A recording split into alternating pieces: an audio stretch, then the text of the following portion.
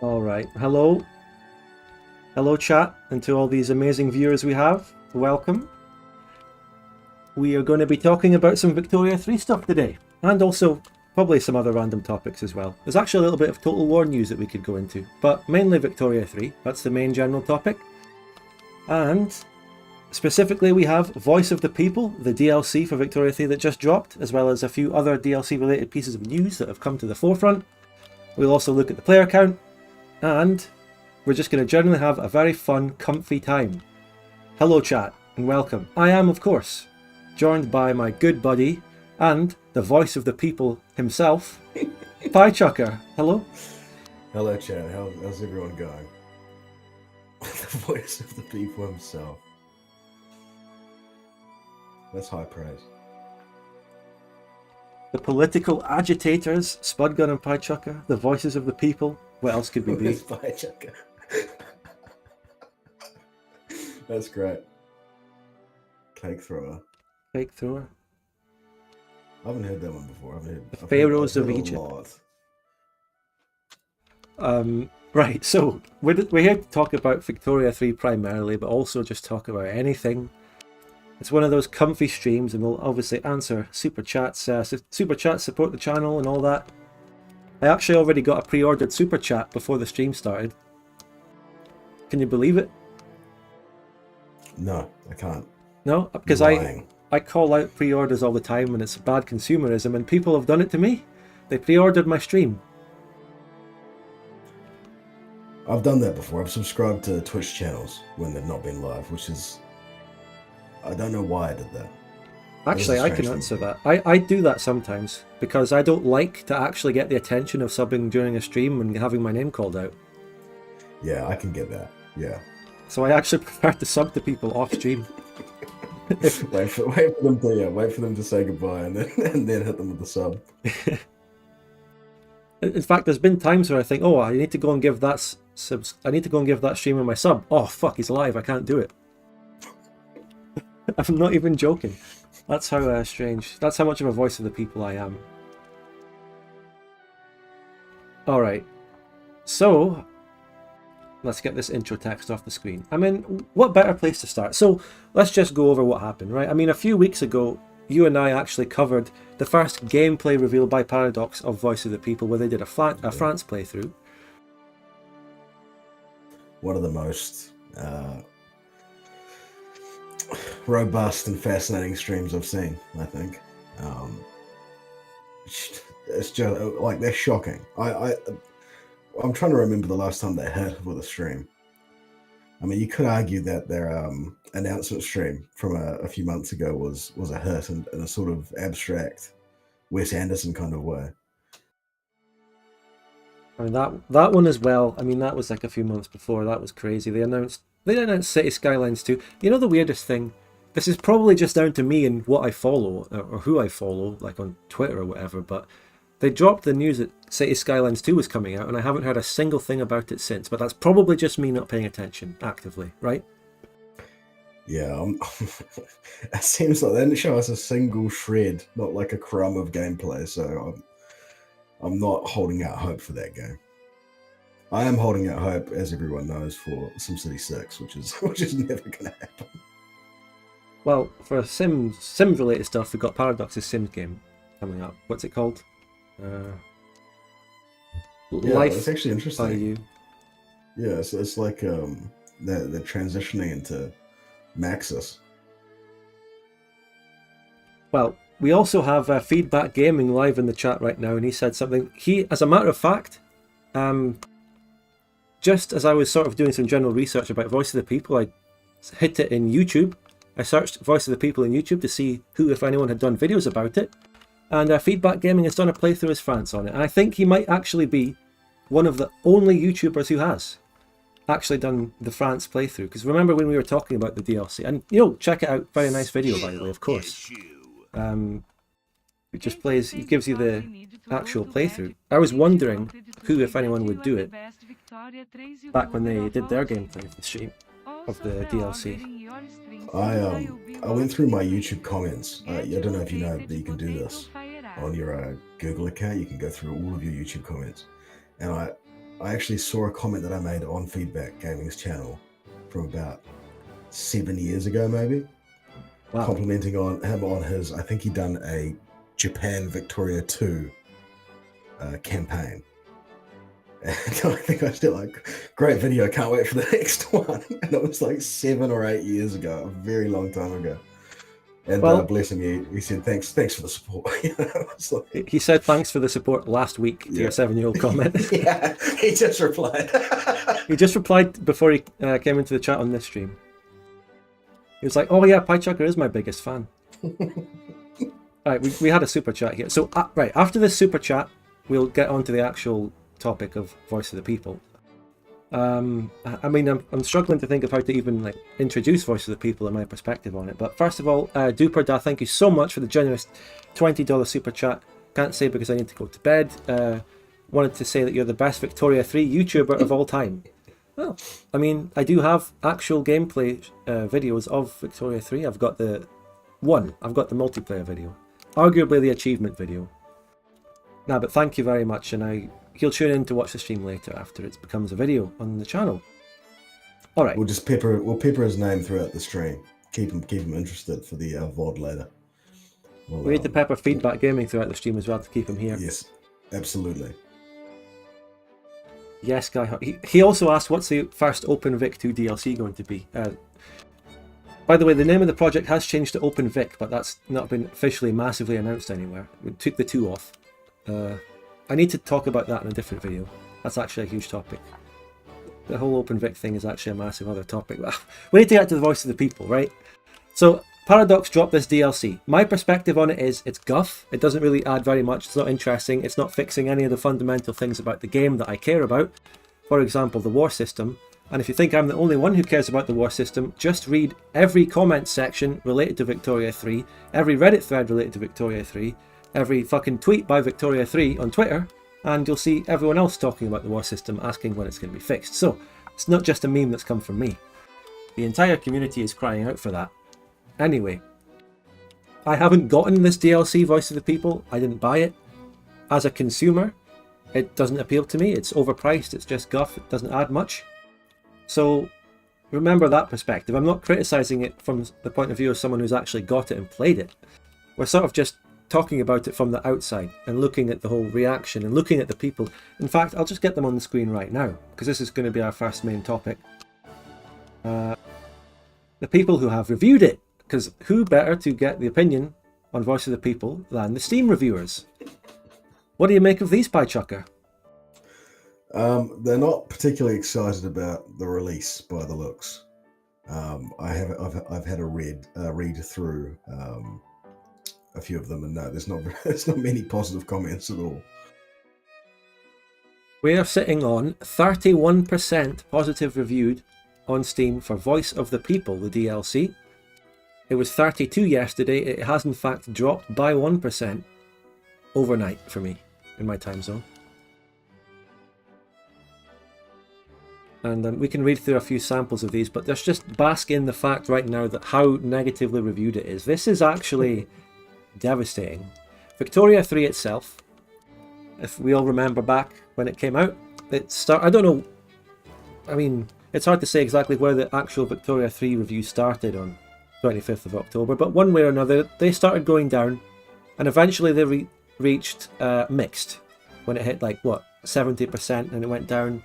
And I watched it in real time as it dropped through the 60s, 69, 68, 67, and it reached 63 at the lowest. And then since then it has climbed up to about 67 where it's sitting now, if we look at the game in general. It's still mixed. So even patch 1.2 or whatever wasn't enough to get the reviews back over mixed. And now here we are. Yeah, and here we are. I almost feel bad for Paradox because it seemed like for a couple of years there, they were coasting on, they'd have Leviathan for EU4, or they'd have a Hearts of Iron expansion that wouldn't go very well. But then they'd have the odd little upswing on the graph, they'd have one good release, maybe every 3 or so. And now it seems like it's just been miss after miss for quite a while, I can't. I'm trying to remember the last time that they've really smashed one out of the park. I mean, probably a Stellaris one, but I haven't been caught up with Stellaris. Stellaris is a funny one for me. It's a game that they've massively improved it. But a lot of different people have a lot of different opinions on exactly when Stellaris turned around and got improved. Some people will say it was this DLC, some people will say it's when Wiz left. I don't know, that's only what I've heard. Or when he joined it, I don't know. People say he improved it. I don't know the exact story with Stellaris. But Stellaris is actually the game that I cite whenever I say, and I did this in my most recent Victoria 3 video, I cite it when I look for a sort of pathway for Victoria 3 to actually improve. They did it with Stellaris, and it took them 2 years to actually really improve Stellaris. So it does always leave the door open for Victoria 3. However, that was what I thought before this DLC came out, and before we also heard about the Sphere of Influence DLC. Because those are kind of denting that theory now, because these are really bad. Voice of the People being this badly reviewed is devastating. And so is the thing they've released next, which is the upcoming Sphere of Influence DLC, which you've also had a quick look at. We're not talking about that specifically yet. We'll get in detail on that soon. Yeah, I mean, if you look at Crusader Kings 3, I've played the most recent, the courts and tournaments, whatever it's called. Courts and tournaments. Oh yeah. There's that whole thing. I haven't gotten that. And the content that they've added is really cool. I'm actually a big fan of what they've added, but it's like riddled with bugs. I've been playing a campaign with a friend of mine, and there's like, you can't do some of the things, the mechanics, like the grand weddings and the grand tours and things, because if you do, you'll just lock the game to crash every time you launch it. And so they, again, like, even if they're getting the Oh, Piechucker, I think you've just disappeared. Hello? Did I drop out there for a second? What's the last thing I said? Something about the DLC. I was actually, just as you were talking, someone said in the chat to put your volume up, and I was putting your volume up, and then you cut out. But now you're back. Just keep going. Okay, what I was saying was the actual content of tours and tournaments is excellent. Been very, very happy with it. But the implementation, like, there's so many bugs. I was saying that I've been playing a campaign with a friend of mine, and if you do a grand wedding or a grand tour or anything like that, you'll end up locking the game and permanently crashing it. And so we haven't been able to play around with some of the mechanics, but I have in single player. And my kind of point was that even when they're hitting on the content side of things, the releases are so unstable. I think they've already done 4 hotfixes for the DLC. And yeah, that bug's been fixed, right? I'm not sure if it's been fixed. It's crazy how bad things, how bad Paradox releases are. And as well, there was also another thing. This DLC, Voice of the People, came along with patch 1.3. And immediately, just today, the Paradox, the Victoria 3 Twitter says, we're going to have another patch next week to fix all the things that broke in fucking patch 1.3 that just came out yesterday. So the patch needs a patch, and I commented that. I replied that on the Victoria 3 Twitter, but of course my replies are hidden because they've blocked me or something. But it still gets likes, even though they hide me, so I still do it. I don't know how. Like, my own followers must still see it, and then people who look for the hidden replies will see it, so I keep going. They can't silence me. So, yeah, CK3 is a whole other topic. That whole DLC got released. And CK3 is I've always had such a mixed relationship with it, because I will always defend that game, and I'll go, actually, I'll look at it and give it as an example of an okay release from Paradox within the last few odd years. But the game has glaring problems for me that I don't like, but at the same time, I would rate it like 6 or 7 out of 10. It doesn't shit on the whole franchise like Vic 3 does. No, I find it really hard, and this might just be a personal thing, so I'm not shitting on the game here. But with CK3, I find it really hard to play it in single player and get the same level of engagement that I get from if I were to open up CK2 and play it. But for multiplayer, it is really fun. But that, again, might be just it's a thing to do with your mates, where it provides an environment for having a laugh, stupid shit happening. Yeah. And so, yeah, I think it's CK3 is like a really, and it's been praised to shit for being, this clean, crisp release, but I don't know what's happened in the fact that it's been, 3 years. We were saying before the stream that's how I met Sparta, was in a CK3 multiplayer when it first came out. And there's not much added in terms of content. This new expansion, like I was saying, is a step in the right direction, but it's been so long that this is what we're getting now. It seems absurd. Yes, I recently did a CK3 campaign, which I live streamed on Twitch, and it was with Dinostan, of course. Shout out to him, legend.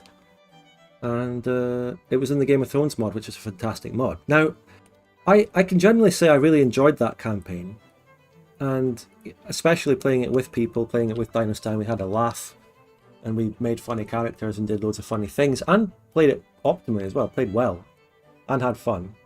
But there were just, by the time it came to the third and final session, there were the glaring problems with the game, one of them being the military system. Ironically, I'm about to complain about a military system that still has stacks moving around, but one of the main problems with it is that players can raise their entire army on one rally point immediately, almost, a few days. So I was playing as a raiding country, the Iron Islands, and you can't raid people because as soon as you set shore on their fucking land, they will just raise their entire army centimeters from you and kill you. And that is ridiculous. There's no middle ground there. Either someone's too busy and you can raid them, or they have their army and they'll just teleport it to you and kill you. So that whole gameplay has been killed by that mechanic in CK3, and that's just a glaring problem with the game. At least for multiplayer. Yeah, and it's definitely bigger stack wins most of the time.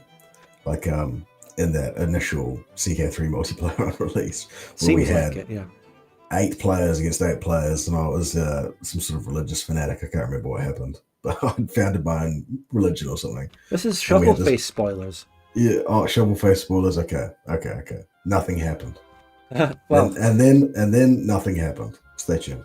But we're going off tangent though. We do need to talk about these reviews here. So the one that's marked as most helpful here, which comes up when you first see it, I think sums up things really well. He says, if you want evidence, I mean, people have already been sitting here reading this, so I don't think I'll read it out, but so further decline of paradox quality. Let's scroll down a bit. This one here says, amazing DLC, keep them coming. I respect that view. I respect it. And only good thing they added was Lenin, the duality of man here, because people hate this DLC because the only thing they added was Lenin. And, it's a very overtly communist DLC, very pro-left, which is, fine, but some people in the community love that and some people hate it. But this guy's saying the DLC is bad in spite of Lenin, in brackets, good thing. So yeah, 2 out of 10 DLC, gah, very in-depth review here. You know what? Well, I'm not logged in, I can't actually download that one. But if I was logged in here, I would, because it's not a helpful review, okay? I'm fair.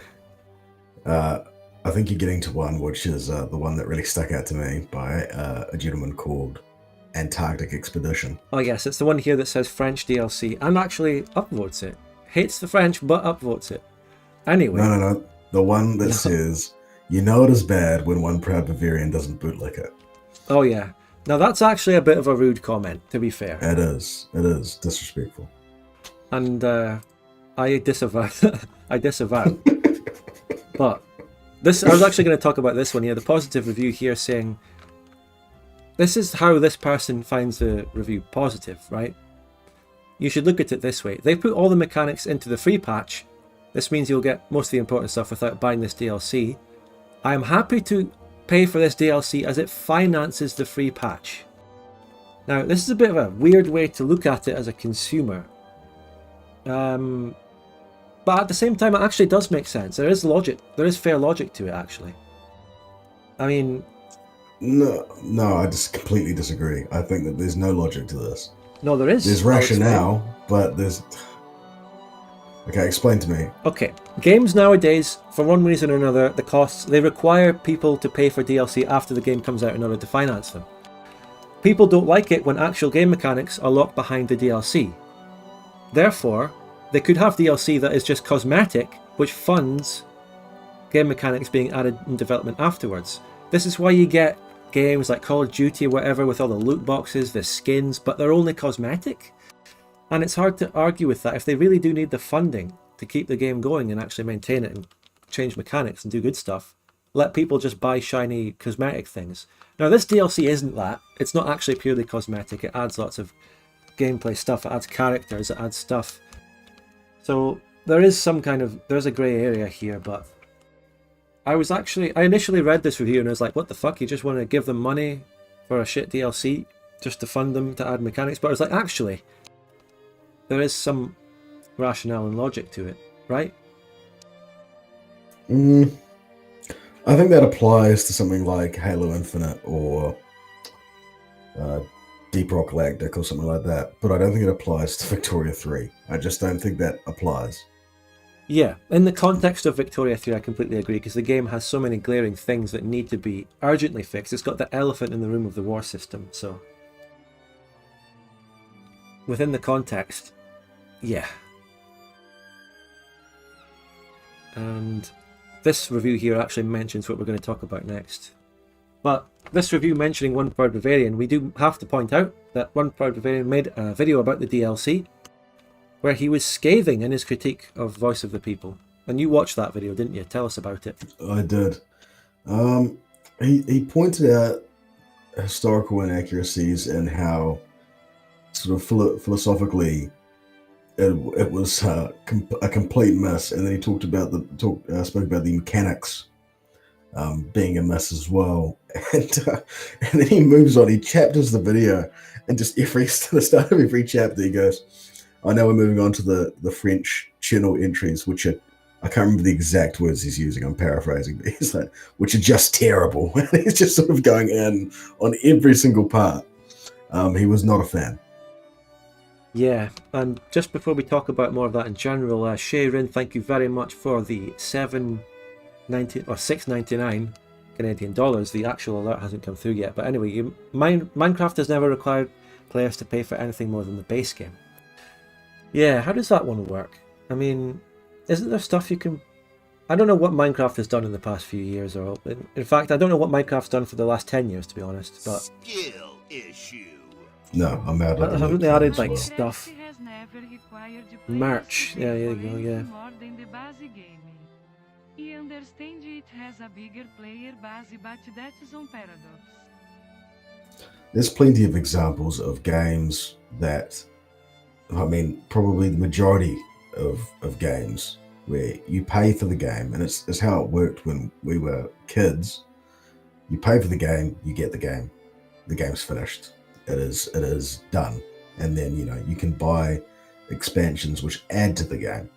Whereas the fundamental flaw with Paradox as a glaring example, and then many other companies, is you pay for the idea of the game, the concept of the game, and then maybe, it's almost like you're an angel investor. Even if you don't pre-order it, you're an angel investor, and maybe this company will, maybe this game will one day go public, and be a good game. But it's the idea of like, it's to fund development. Development's been funded. And they have talked about how their sales figures are fantastic, and they're very, very excited, and their stock price goes up, and everyone's very, very happy. And so why would the consumer need to pay more money to get, can we unlock maybe 40% of the game that I wanted when I bought it? Yeah, and I mean, when I was talking about this review, I was sort of playing devil's advocate and trying to find the other point of view. But when you think about Victoria 3, selling 500,000 copies as they claim, and is true, but I was questioning whether they were including pre-orders or not. But I mean, they talk about it. It was a massive success. They released it and they got so many copies. So surely they can fund their DLC from that. And they're also asking us to pay for this DLC, and that is one of the reasons this has gotten scathing reviews, because they're asking for $15 and the equivalent of that in every other currency, or however much it is for everyone to pay it, for fuck all, actually. So that's the problem. And it's that balance between locking mechanics behind DLC, or in Paradox not wanting to do that, or having the DLC be worth money by having enough stuff. And it's that unbalance that has caused this review, or this DLC, to absolutely flop. Because they have not found that balance. They're adding too little to the DLC now, rather than too much. And it is a bit of a damned if you do, damned if you don't situation for them, but it is one of their own creating. I mean, if you think about games like RimWorld, you know, where you buy, or, you know, RimWorld is a great example. You buy the game, 20, 30 bucks, you have the game forever. And the game is constantly, for years and years and years, Dwarf Fortress as well, for years, has been updated. There's no subscription-based model. You know, the huge games back in the day, you'd pay, like, probably the most anti-consumer thing would be like World of Warcraft, where you'd pay for the game, and then to keep playing the game, you'd have to pay a subscription, and you'd pay for the expansions. But they would always, there was always content that justified that model, even if it was not the best model. You know, ideally, you'd just pay for the game. But this is even more, like, it's so much worse for consumers, is I'm going to make you pay full price for the game on release, and then I'm going to make you pay for every single expansion full price, which is slowly justifying the initial investment into the game. And not only do we have Feedback Gaming in the chat, we've now got Feedback Memes, which looks like a subsidiary YouTube channel of Feedback Gaming, also weighing in here. Is that maybe like an editor or something? That's kind of funny. But yeah. And also, you know, he mentions another bug. I've been reading the chat the whole time, by the way. I know people, I haven't really actually mentioned actual specific messages much, but I am reading the chat, so don't worry about that. I was going to say something. Now I've forgotten what it is because of Feedback Memes. I switched accounts by mistake. Oh well. It's like me switching to the Spud Gun Archives, my VOD channel. He thought he was switching to his anonymous alt that, you know, just looks like an average user. But I swear I was going to say something else about this DLC. Yes. It was to do with, you know, the fact that Victoria 3 was already on mixed reviews and it had a bad reception means that the overall player base is very negative already. They're very jaded about the situation. And that has meant that the reception to this DLC is much worse. It's compounded, you know? So, the fact that this DLC is lackluster sort of compounds with the existing resentment within the community, especially. Now, of course, a lot of people will say, you know, if you don't like the DLC, if you don't think it's good, then don't buy it. But a lot of the people reviewing this negatively and giving the backlash are no doubt, and I think at least one of the reviews I've seen mentions it. Here we go. The Grand Edition. These are people who got the Grand Edition, so they would have this DLC no matter what. And then they get disappointed by it, and they feel really betrayed by that, understandably. Yeah, that's the kind of the point that I was trying to make before, is that these people have purchased the game, and is, you know, whether it's been, oh, you know, let's see how this gets on later, or I'm happy with where this is heading. It's not just refund the DLC. You've already made the investment into the game. The DLC is not an expansion pack. The DLC is further development of the base game. You know, there is no refunding the expansion pack, because you can't refund the base game now. It's been too long. You've put too many hours into it. And so that's what's anti-consumer about it, is that you're paying for a car with no tires, and you're hoping that there's going to be tires, and you can't get rid of the, you know, the car that you've got. That's the problem. Like, that's why that argument doesn't work. Just refund it if you don't like it. You know, well, then what am I going to do with base Victoria 3 that I spent $70 on or $80 on? You know, what am I going to do with that? I have to have this expansion. I have to have every expansion in the hopes that that $80 that I spent initially will one day be worth it. Yeah, I mean, this is such a disaster. It's so bad, and sometimes I feel joy about how much of a disaster it is, because it proved me right, and I got so much hate before Victoria 3 came out, mainly for what I was talking about, and this just proves them wrong and proves me right. So sometimes I'm like, yes, this is great, and sometimes I actually feel pity about how bad this is, and I don't know where I am right this second, but this is so bad. all of this. Look at this. Oh, Dan V's said it's like you're pre-ordering the game still, even when it's out. And I think that's a good comment. yeah. And people who got the Grand Edition, who mentioned that, they have gotten this DLC, and a lot of people are unhappy because this DLC is on the side of, well, the mechanics of the game will go in the free patch, and the DLC itself will be just guff. And that annoys people who got the Grand Edition. But if they locked stuff behind the DLC, if they locked mechanics behind the DLC, that would annoy everyone else. Maybe make the Grand Edition people happy. And I'm on record numerous times for pointing out this paradox, ironically, a long time ago.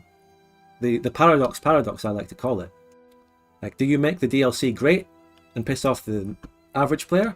Or do you make the DLC bad and piss off the Grand Edition people? And in this case, it's fair to say that Paradox have actually made the DLC guff and pissed off the Grand Edition people. And the actual general consumers don't care either, really. And they've messed up their scheme, which worked with Europa, for example, which has 86% positive reviews. The base game of Europa costs 64 New Zealand dollars. I don't know what that is in various other currencies. £30, I don't know. Yeah. And that's if you bought that for $64, you would be buying a completely incomplete game. And if you played it for $64, it would not be worth $64. But if you played it with all of the DLC, which, hundreds and hundreds of dollars, then yeah, you can justify your initial investment of $64. And that's the thing that is, you're socially wanting to justify the money that you've already spent. And it works when you've got the odd good release, with the CK3, for example, being the most recent release that is like this, where you've got Royal Court, which was a disaster, and it's been a disaster for console, which I've been reading about, total disaster for console that's just come out on. And now you've had Tours and Tournaments, which has been a success. If you don't have that initial success, if this next DLC isn't a success, it has to be, because otherwise you're a scam, completely falls apart. Yeah, and a lot of this is obviously building up to the major expansion, the $30 one, and it's been announced what it is. But I was just remembering that we were going to talk a bit more about One Proud Bavarian, and obviously, check out his review of Voice of the People. It's very fair and good and honest, and it sums up exactly what all this criticism is, and credit to him for that video. But we have a longer relationship with talking about One Proud. I've never talked to the guy in my life, but we've talked. It feels a bit bad sometimes when you look at this. We've talked about him a lot in terms of Victoria 3 development. But this goes back to before it came out. This goes back to the dev diaries. This goes back to him getting the dev diaries early, and also the crackpot theory stuff. And it's very important. And it's absolutely. I don't have nothing wrong with him as a person or a content creator. I just want to talk about his relationship with Paradox and the crackpot theory and getting the dev diaries early, going back, because I don't know the extent to which he has had influence on the development of the game, or how much Paradox have listened to them, or how much they haven't, or what his influence is. I don't know the specifics on that, but it seems like he had a lot of influence. And he may have influenced them to go with the war system they did based on his crackpot theory that he wanted. He wanted the sort of microless army system, and they went with it. So if that's true, if he had influence, then he bears a huge amount of responsibility for what happened to Victoria 3. Or at least Paradox does for listening to him rather than listening to Victoria 2 players, which he isn't one. So it's very interesting, and I don't know the exact story. I wish I could know more. And how that information flows, whether it's from Paradox to him, instead of from him to Paradox. And if they listen to him and what he wanted for the war system, then there's some responsibility, but I don't know. You're giving him too much credit. He was a mouthpiece. But if he's a mouthpiece, then that means that it went from Paradox to him, and he put it out to the people. And there's no evidence of that. You can't, I don't know. We just have to go with all the public stuff that we know. And then somehow when the game actually comes out, he starts to get negative about it. Especially now. When the game came out, he was lukewarm. He was like, yeah, it's good, but it has a lot of issues, and he gave it 7 out of 10 or something. But and now it's a lot worse. So I don't know what happened. Maybe he feels let down by the game. Maybe they didn't go with enough of his feedback. But if he's let down, then what the fuck am I? Because they didn't listen to me a single fucking time. They didn't sponsor the video. That's No, of course. no. Yeah, they sponsored the video. Hashtag ad this. Actually, if they did sponsor the video, it would be like what I put on the thumbnail of the Victoria 3 multiplayer experience video. I crossed out hashtag ad and put hashtag bad. And One Proud Bavarian's thumbnail for this is, it is bad, in massive letters. Maybe he took some inspiration from me for that. From my multiplayer thumbnail. Hashtag bad instead of ad. I don't know. You know what? I think I actually need to message him. I need to message him, and we need to talk about this, because I really should. Instead of talking about him all the time. It's a negotiation techniques, but his contracts come up, and so he's making a point. He's saying, Oh, now we're getting even more conspiratorial about it. No, it's just a joke. I don't mean it. But yeah, who knows? Just thinking back to our Dev Diary stuff, we quote-unquote exposed that he got Dev Diaries early. And yeah. I feel like in those Dev Diary videos, he was always very positive, though. He was very positive about everything. He was. And we can't speculate why that was. Yeah. It would be improper to. And then the war system. He was pro the war system, and his video about the war system Dev Diaries were positive. He liked the direction they were going. And then when the game comes out, the community absolutely loathes the war system. So something went wrong, and there might be some responsibility. Anyway, let's move on, right?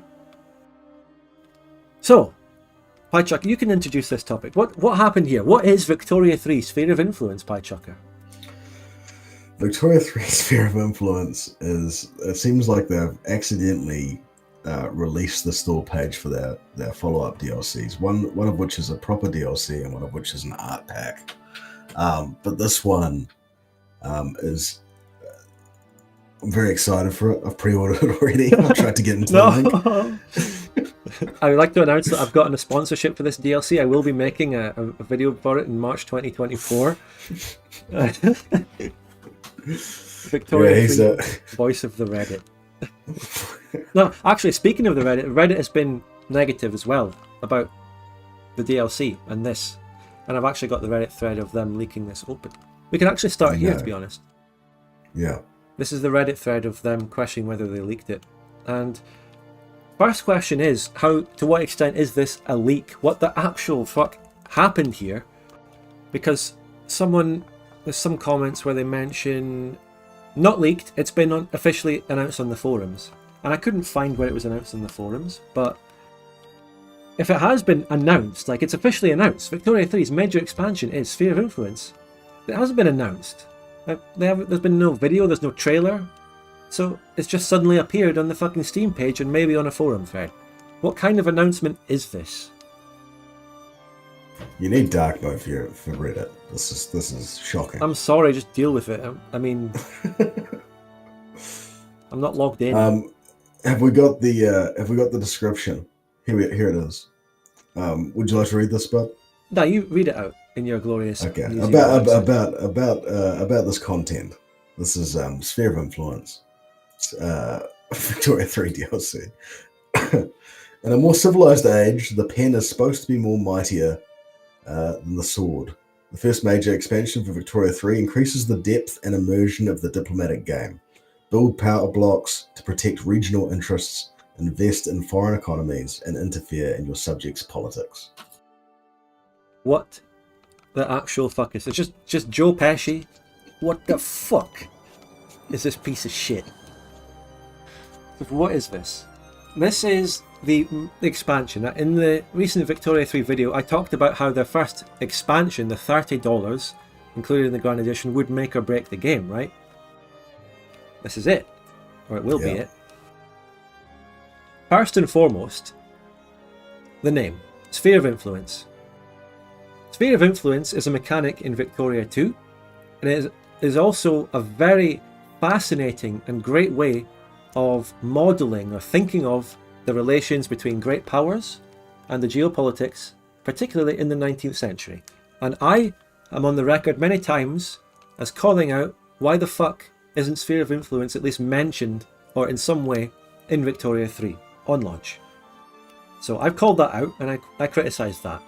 And now, apparently, you are going to get Sphere of Influence, but you're going to have to pay $30 in March 2024. Next fucking year. What is going on? I mean, if this is to be believed, maybe it's wrong. I don't know. Maybe it'll come out sooner. But Gleevum, thanks so much for the £2. I thought markets were the answer to the question of Sphere of Influence. Yes, no, you're right. Skill issue. Thank you, Gleevum. Paradox just seems so out of touch at the moment. Yeah, Gleevum, I asked Gleevum here to set me up here. When we're about like 40 minutes into the stream, can you send this super chat saying out of touch so we can break out into song? And now he's done it, so we're doing it. This is the musical section. Music pack, out of touch. Anyway, yeah, so markets in Victoria 3 are the replacement for Sphere of Influence. They do the same thing. They are a market. Sphere of Influence in Victoria 2 is a market. So when I say Sphere of Influence is not in Victoria 3, I mean more the concept, or a name to go along with the concept, because it's very important. It's not in Victoria 2. It is economic and political. It is a market as well as a diplomatic relationship. Reno's rolling in his grave. He's still alive, Piechucker. I haven't talked to him like I'm like a baby. I've no object permanence. I haven't spoken to him since last year, so he's dead in my mind. I've talked to him like within the last week. He's around. Go and talk to him. Message the guy. Come on. So, yeah. I mean, if we go back to the Reddit, this is enemy territory, quote unquote. These are the people who love Victoria 3 and play it all the time. And they're basically saying exactly what I would say about it. Foreign investment. Yeah, foreign investment. That's another elephant in the room here. How foreign investment is not in Victoria 3 as it is, but only in this. In the description here it says invest in foreign economies. So foreign investment is going to be in the $30 expansion on top of the however fucking $50 base game. And that is arguably worse than just the concept of Sphere of Influence in general. The fact that foreign investment is going to be in this. And is foreign investment not going to be going along with the free patch that'll come with this? Is it really going to be in the DLC? I don't know. This whole thing is just insane.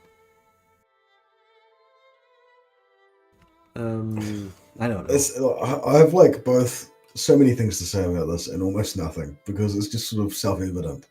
Yeah. Everything to observe about this. I think the problem that they have is you can't. They make games like people make MMOs. You can't spend years and years. It's like what happened with Destiny 2. You can't make Destiny 1 for years and years and then release Destiny 2 and then think that people are going to be like, wow, this has a third of the shit that Destiny 1 had. This is awesome. You know, it's like Spheres of Influence. Wow, I'm so excited. I can go do Spheres of Influence right now in Victoria 2, which came out over 10 years ago. And cost me nothing. It's, you know, what it's an insane thing to have as your first expansion. It's something that you patch in between expansions, if anything. It's something that should have been in the game on release. I don't know. But we also have here, there's two sides of this coin here. The Sphere of Influence DLC was quote-unquote announced, or maybe leaked, or just appeared out of nowhere, along with this, Victoria 3, Dawn of Wonder. And these things, they have reviews. That's what I'm excited for. By the way, excited for this. Piechucker, they have reviews. These DLC have reviews already. Can I find them scrolling down? Get rid of the filters. Can I see these? It's got 3 positive and 1 negative, meaning that this is on 75. One of the developers has said it's shit. One of the developers. Who is it? Is it Martin? Martin Anward has called this DLC shit. It's already on 75%. Would that qualify for mixed reviews? What's the threshold for mixed reviews? I think 75 is still mostly positive. So Yeah. Victoria 3 Dawn of Wonder. I mean, that's a eye-grabbing title. From the glory of the sunrise to the glow of the gas lamp, this art pack takes the theme of light and shadow to add new life to the visual experience. A day-night cycle marks the time you spend in game, and other images shine with new life as the dawn of a new age is reflected in the art itself. What is this? This is coming out before. This is. If you're looking forward to Sphere of Influence, don't worry. This is coming out in September, several months before Sphere of Influence. And this one has had one review. Is it positive? It's positive. This is the best reviewed Paradox product ever, on 100% positive reviews. Congratulations, Dawn of Wonder, the Day-Night Cycle DLC. What? I don't want the day or night cycle in the game. Who wants it? Who cares? It was in. They put it in Hoi 4 or something, and when that game came out, and most people turn it off.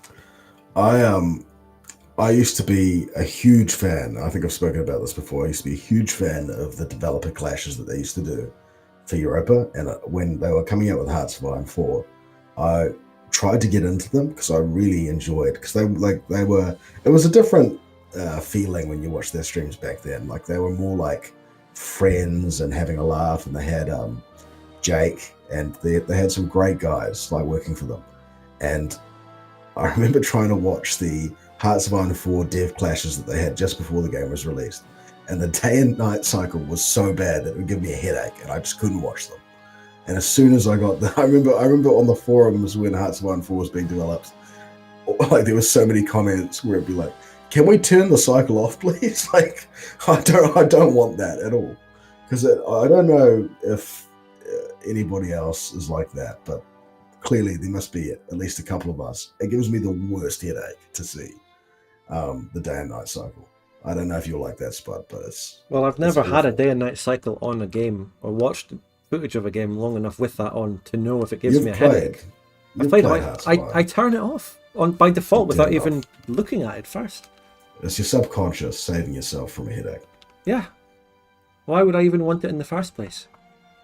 And I guess at least in Victoria 3, it's not in the game. If you do want it, you have to pay however much they're going to charge for it here. And the day and night cycle was was part of the base game for Hearts of Iron 4. Yeah, they're packaging what is a base game mechanic in Hoi 4 of all games, which is a game that was actually lacking in the base game, is not even in the base game of Victoria 3. But what is in the base game of Victoria 3 is Hoi 4's economy and its building mechanics, which is how Victoria 3 got its economy. Yeah. Let's read a bit more of the Reddit thread, though. What's going on here? This is, I mean, it's not like this place is negative, but it's more like they're just sort of making fun of it. Maybe complaining a little bit, but it's like, they're not positive. They're not, like, going crazy for things like they were before the game came out. If it is really that late, that's a big fucking yikes. Well, yeah, I agree. And the forum post has Q1 2024. Big yikes. So they are quite negative. Okay, they are negative. They're not really actually being jokey. They are straight up and down negative. I mean, there's like... money. Sorry. What the fuck are you doing, Paradox? How did it go? Think of how fucking positive the Vic 3 subreddit was before the game came out. How did it go from, that to this? How do you even get text that big in Reddit? How did he do it? I can tell you exactly what happened. It's what I was talking about before. Is that you undermine the people who are like, I bought the game. The game, in my head is not quite what I wanted, but it's my game. I love this game. It's going to be great. And then you release and announce shit like this, and they can't justify it anymore, and they can't refund the game because they forced themselves to like it by putting hours and hours and hours into it. And how are you going to change your position now? Well, if we look over at this classic thing, you say people have put hours and hours into it. Well, not really. Not for a while, but we've got the good old player count as well to see that. But, I said it. I said it in my Victoria 3 War System video. I said, if Victoria 3 doesn't go down well, then people can turn on Paradox in the blink of an eye. And they have. And I was right. Spudgun was right again. Reddit turned on them.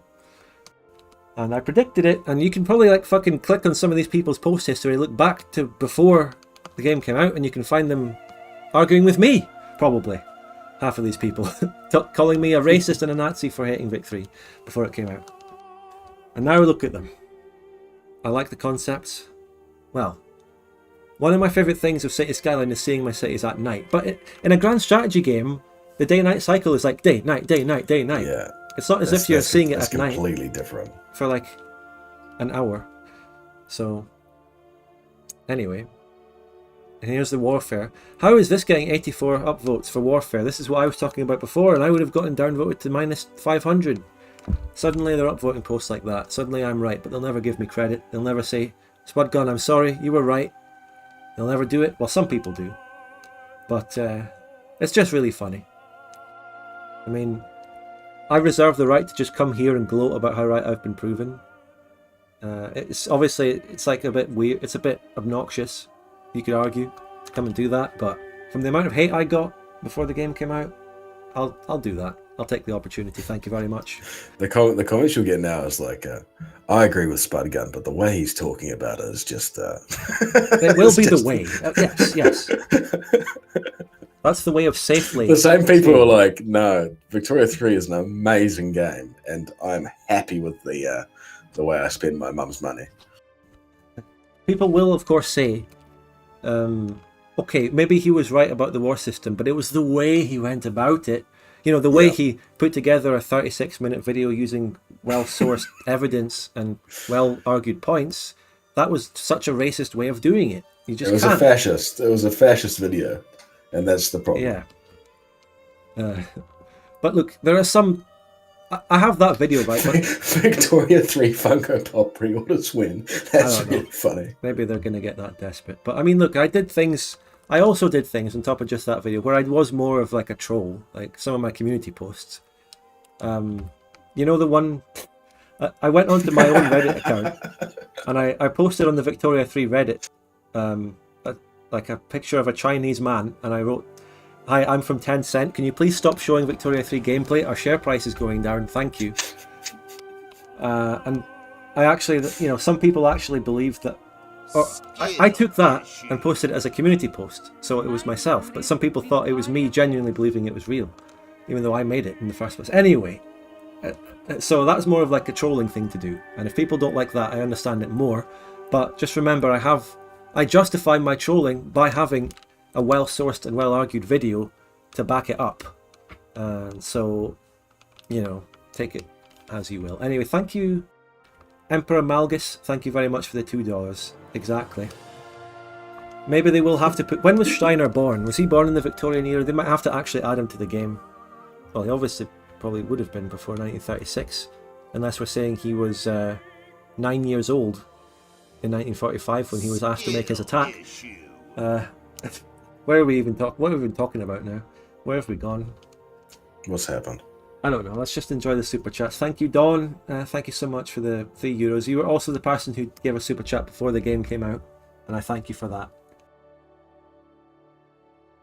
So, yeah, got something to say? No? Just reading chat. Chat's going. Yeah, chat's going great. I'm enjoying chat has been solid the whole stream, as always. But you know, this whole thing is such a shit show. I can't believe it. You know, another thing I'll talk about before the release of the game. Like I was sort of, given the overwhelming nature of the positivity that Victoria 3 was getting and everything, I was actually in a way resigned to it being a success and being positively reviewed and everything. I was resigned to that. I was thinking, well, I'm right about the war system, but maybe people will enjoy the economy and the politics enough that they won't care. But I mean, that was wrong. People do care. People did turn out to care. But I was resigned to it. I was like, well, whatever. If people might actually turn out to really enjoy it. But being proven right this much, and it becoming this much of an absolute shit show post-release, is the gift that keeps on giving. I never could have expected it to go this badly. Yeah, I mean... Skill it's issue. it's both reassuring that it has some negative backlash, and it's also you don't lose faith in, like, your fellow people who play Paradox games. You lose faith in man itself for the fact that how many people have pre-ordered this game, and how many people continue to pre-order, not just like Paradox games, and just look at the track record, but just games in general. Like, you don't have to. Victoria 2 soundtrack, that's why you're going to spend $65 that you can never get back. It's insane. It's like, people have talked about the fact that, there might be another video game industry crash, and there will never be another video game industry crash, because there are consumers who will complain and continue buying, and it's the majority of them. It doesn't matter. Another example where it might happen again, and I'm not so much invested in this one as I am the Victoria stuff, but let me just restart my music first, and I'll get my music back on and thank these super chats and respond to what they've said, and then I'll get on to a new topic. Let me just restart my music. Wait a minute, the viewership on this stream is insane, by the way. I've only just glanced. It's 528? That's mental. You need to say it in a more dramatic way. 1,000 people. That's the Paradox spin way of saying it. Like, remember their graph for player count? Yeah. The entire population of the North Island of New Zealand is watching right now. 500 people. Wow. 500. Jay, thank you very much for the €5 super chat. One proud Bavarian nationalised his industry. He nationalised his contract with Paradox. I don't know. And okay, hold up, Spud. Give me 2 seconds. I just need to grab a drink. I'll be back. Yeah, that's fine. I'll just get the super chat. Lepingus, Jesse, we need to add the sun to Vic 3. I mean, yeah. What is even going on? They're adding the day-night cycle. Did Paradox seriously think, right? Oh my God, Voice of the People is flopping. We're still on mixed reviews on the game in general. People have really turned against us, and every time we make any kind of public statement, people just complain about the war system. So what are we going to do? Oh, give them a day and night cycle. That will quell the voices. Give them the day and night cycle. Let the sun fight a war with the moon, instead of letting units fight fucking wars with units on the ground. What are they even thinking? Boris, thank you very much for the £4.99. They definitely thought the free patch adding the private economy bought them enough goodwill to coast. Maybe you have something there. And I give them credit. I give them credit for patch 1.2, where they re-added capitalism to the fucking game. They added autonomous investment, and while I don't think that mechanic is entirely fleshed out well, I don't think it does enough. It's pretty much impossible. I mean, people who play the game more tell me if I'm wrong here, but it's pretty much impossible to actually have a capitalist-driven economy where the only people building buildings are your capitalists. You have to build your own shit still, right? If they did make it so that it was viable to have an only capitalist autonomous investment economy, there wouldn't be a game. So they can't do that. There's nothing else to do in Victoria 3. So they can't do it. But still, I give them credit for actually adding autonomous investment. It's a good direction. It's the right thing to do. I always do give credit where it's due, even though there's not many opportunities to do that. Definitely fought the free patch adding the private economy bought them enough goodwill to coast. Oh yeah, you do have to still add construction sector, universities and stuff yourself. Yeah, it's only economic buildings that the capitalists make. Yeah, you're right. But maybe the day and night cycle was something they now finished and releasing it with the flavor pack to get it out ASAP. It's not so much the fact they've done the day and night cycle and they're making a DLC, it's when they've announced it, and the fact they've announced it, like sort of leaked it or however they've announced it. It's like a bit of a kick in the face, coming off the back of a 31% reviewed DLC to then just announce the day and night cycle as the next thing to look forward to. Because think about it, Sphere of Influence is coming out next year. Dawn of Wonder is their next DLC as far as we know. They might have another one before it. This is the next thing they're releasing, aside from potential patches and free patches. This is it. This is the next thing we've got to look forward to. The day and night cycle. And perhaps more other fucking lamplights. Is this a reference to the other game, Lamplight game, whatever it's called? I don't know. I'm back. Welcome back. We're just sort of talking about. I just came to the realization that, you know, after the flop of Voice of the People, the next thing is Dawn of Wonder, the next DLC. That's it. Skill issue. It's the next thing to look forward to. That's fucking depressing. I feel like you didn't need to say that. It's just such a. It's just like I don't. Oh, don't lay it out like this, but I don't want to hear it. It's so depressing. Nah, but aside from free patches and stuff, of course, they will probably patch things. And the question is whether or not they will fix the war system in a free update or patch. They might. I'm not even ruling that out. They might actually do war system updates. They already updated the war system a little bit in patch 1.2. As a matter of fact, they added fucking strategic objectives in 1.2, which is... I kind of showed how they were a nothing burger, but still it was something. Alex, thank you very much for the £5 super chat. Absolutely obsessed by the fact they decided to add the most turned off graphics setting in HoI 4 to Victory as a paid DLC. Yeah, that just lays it out bare as well. The most turned off feature in HoI 4 will be a paid edition in Victoria 3. What the fuck is that? Do they do market research? In fact, that's my question. Do they just go to Reddit or the forums for market research? I refer you again to this statement by Benedict Cabbage Patch on Reddit.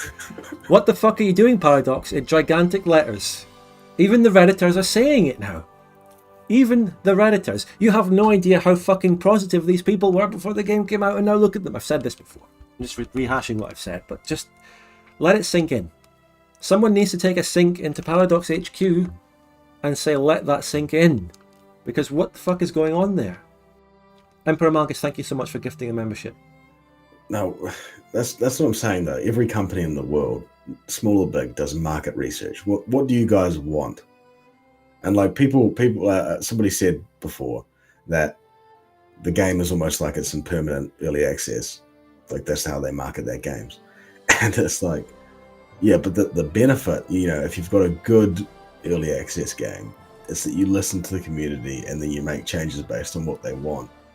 And it's who's gone, fuck, I tell you what, Victoria 3, love it, but missing out on the day-night cycle, really need that. It's like, who's like top of the list? I need that. This isn't just their market research in terms of actually starting to develop the game. This is like their post-release market research. They didn't add this to the base game. They're like, you know what? The day-night cycle is a low priority. Let's not have it in the base game.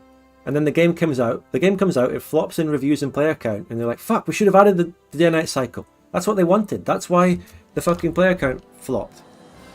See all these people? See these fucking 60,000 people that stopped playing the game? They wanted the day-night cycle, but they couldn't get it, so they stopped playing. Maybe that's the conclusion they've drawn. Every Paradox meeting, it just begins with, you know, this. We're just gonna have a real stream of consciousness here. You know, there's no bad ideas. Just chuck anything out there, and we'll stick it up on the wall.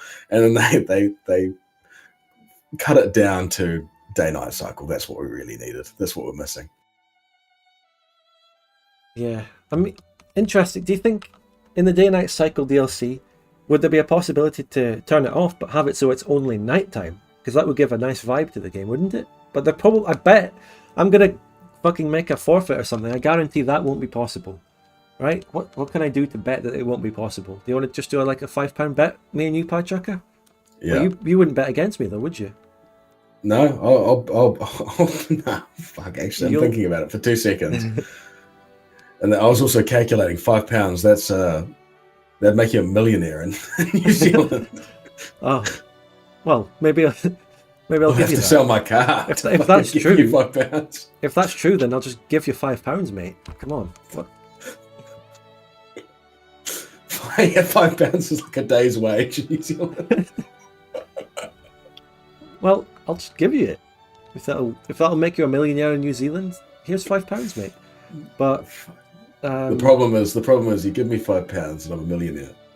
You're gonna have to give me fucking another £5 every day to keep me a millionaire. Is that how much is the rent? $1 million? Yeah, the fucking inflation in New Zealand is insane.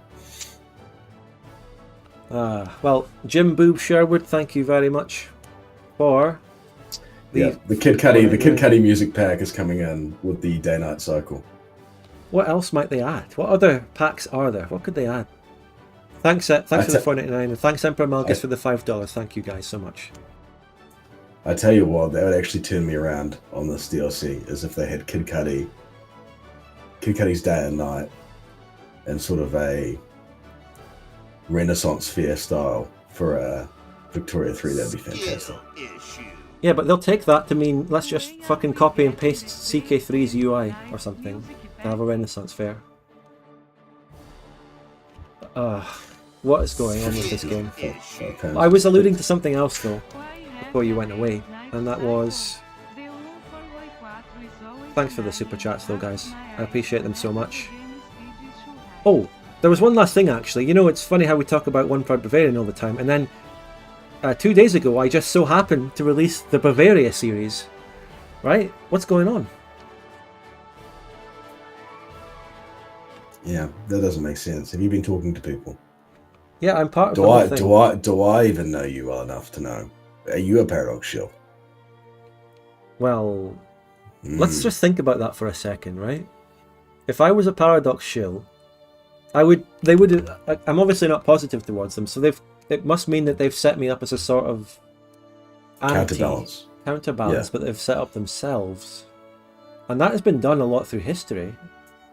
You'd have to be some sort of master schemer as well, because you've convinced me that you're not, and I've partook the entire time, unless I'm in on it as well. You would be in on it. You'd have to be in on it, but it would mean that I'm controlled opposition.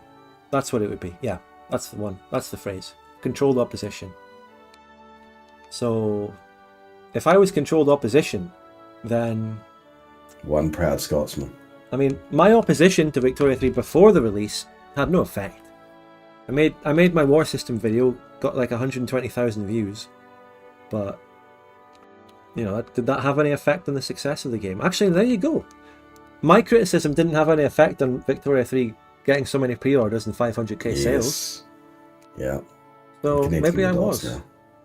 But then again, it wouldn't make sense for me to mention this if I was in on it as well, so it can't be the case. No, you see, if there was a conspiracy, the best thing to do for the people involved would be to mention it, get it out there, control the narrative of it.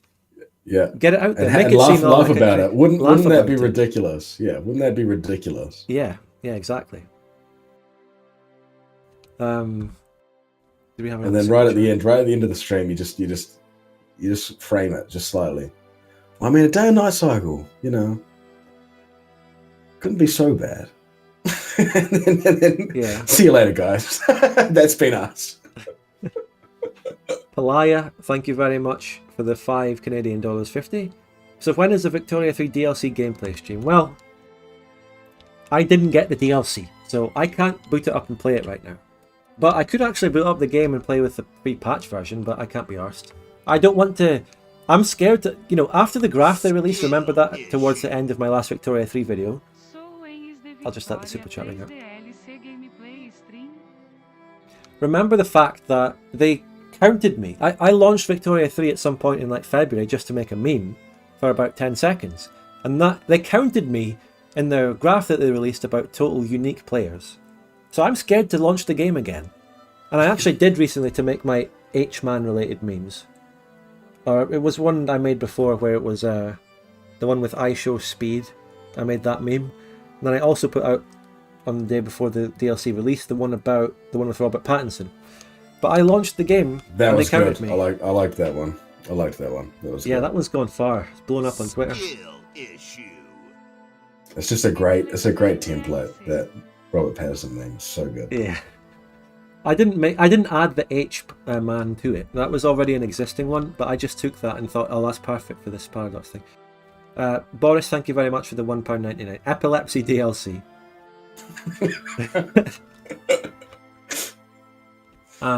You know, maybe in Hoi 4 in the settings, right? You go into the settings and you get epilepsy mode off, and that turns off the day and night cycle. It's not called day and night cycle in the settings. Strobe mode. You get Color to, blind mode. yeah. Strobe mode. It's the button right next to turn off day and night cycle. It's strobe mode. It's just fucking strobe mode, and then that's how people play Hoi 4 in clubs and in parties. They just have that on a big screen. And it flashes the lights everywhere. People dance. Yeah, it's the meme of the guy at the parties, like they don't even know how big my market is. Right, I was alluding to something else. So when I talked about how there could be another consumer issue coming up, I of course was referencing a new Total War game has been announced, actually. Big news. Total War Pharaoh. And I can't be bothered getting it on the screen right now or anything. Actually, I will. I'll just turn this off for now. Tell us about Total War Pharaoh, Piechucker, if you know anything at all about it. You actually just announced it to me. And so I will figure out what they're doing and then talk about it. I'm surprised that they're not carrying on with their Warhammer games, because they were going very good. And I played a couple of them, and they're excellent. Look at my stream right now, Piechucker. Total War Pharaoh, it's the next Total War game. It's a full release, it's a big thing. Coming out in October this year. So in October 2023, you've got two things to look forward to. You've got Day and Night Cycle for Victoria 3 and a new Total War game, both dropping in October. Aren't we going to have a great time in October? Like on one of my monitors I'll be playing Vic 3, just letting the game run with the Day and Night Cycle, and on the other I'll be playing Pharaoh Total War. I'm looking forward to that month. Do you agree that it seems like you know what? I'm sorry to interrupt you. I shouldn't have brought this up because everyone in the chat's going crazy about certain things to do with the character that they're portraying, and I don't want to fucking open that can of worms. I regret this, but yeah, carry on. Sorry. Okay, I see what you're saying now. I was going to say, does it seem like, if you look at that 3D model, does it seem like graphics is just like stagnated for like the last 6 years? Yeah. Like when we were kids, like Crisis came out. Do you remember when Crisis came out? Yeah, so they should have just gotten fucking Rami Malek again. That's the safest option, isn't it? Yeah. Just get him in the mocap suit. Mocap Rami Malek. Yeah, I mean, it's not a very impressive model. I'm not impressed with that.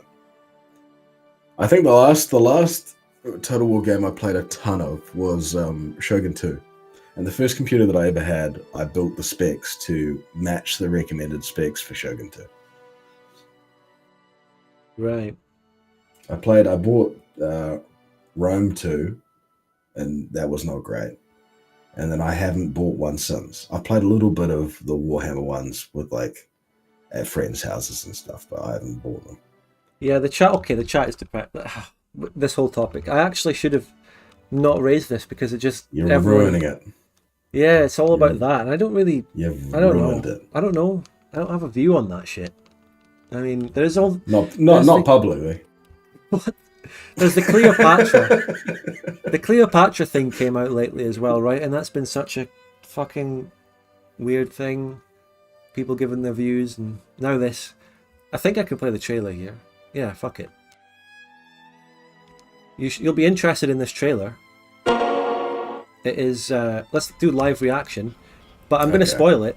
Half the trailer is just literally a pile of shit.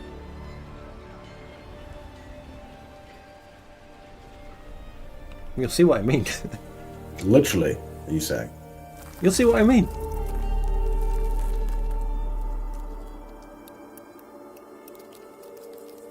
This is your next Total War game. Oh, wow.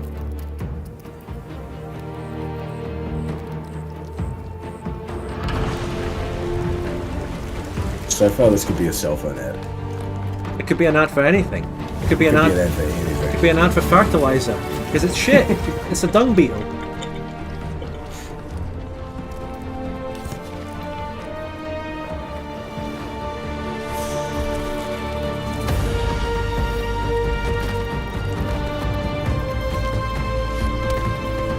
Cocked again. That's a disaster.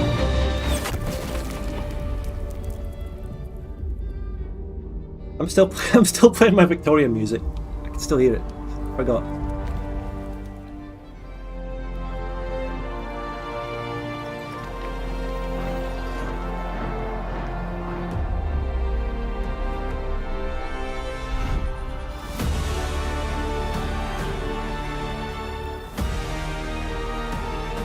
Wait, they can fly?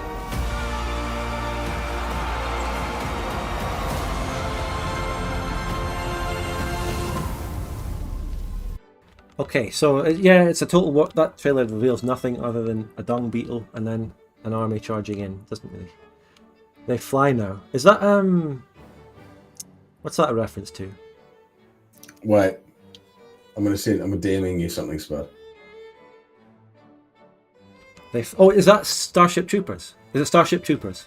They fly now. The flying ones in Starship Troopers. Please, just for a very brief departure, can you put that on? Because my point about the 3D models being the exact same is so obvious in that.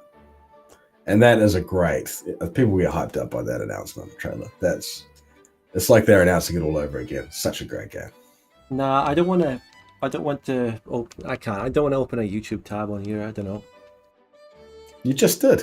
No, it wasn't. It was embedded in their website. I don't want to watch another Total War trailer. I just want to... Okay. I just wanted to show that a little bit. I don't know enough about Total War to open the entire topic in general. If you want more Total War knowledge, I guess you go and watch my Total War equivalent, right? Everyone in the chat, bit of trivia. Who's my Total War equivalent? Let's see if people instantly recognize.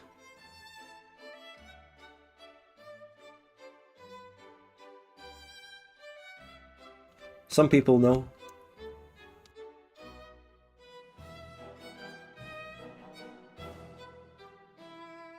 Yeah, a couple people. Volund, or Volund, I don't know how you say his name. He's Scottish. He hates the company that makes Total War. He fell out with them. He used to make videos from them. He doesn't like the modern games. He's literally me. Except I think he has a lot of different views from me though in some ways as well.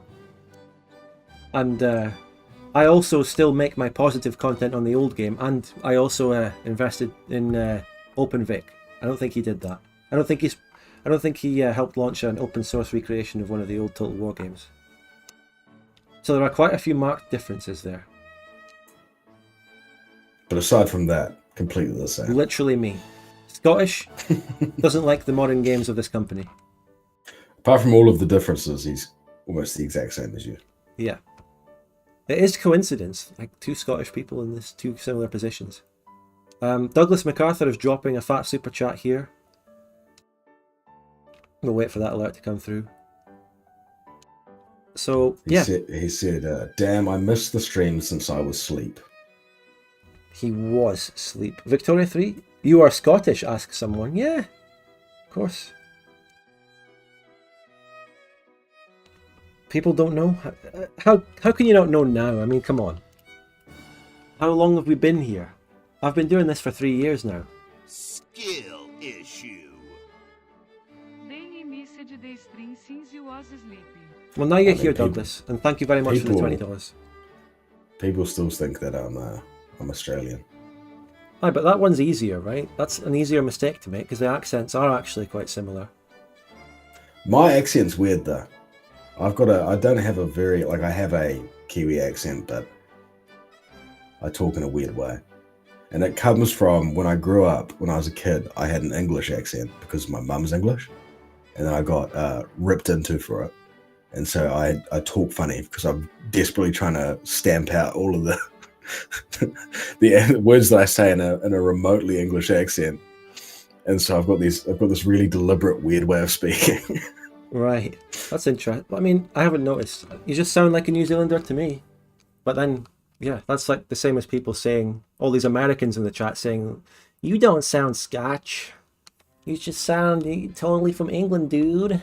But, by the way, I think there's a lot of people in the chat right now who are watching who aren't actually subscribed. I think this has engaged a wider audience. I might be correct or incorrect. But if you've enjoyed the stream, subscribe to my channel, actually, and start watching the Bavaria series, my latest Victoria 2 series. People say all he does is hate on Victoria 3, and I will literally release constant Victoria 2 videos and literally release constant OpenVic videos, Vic 2 videos, and people will still say that all I do is talk about Vic 3.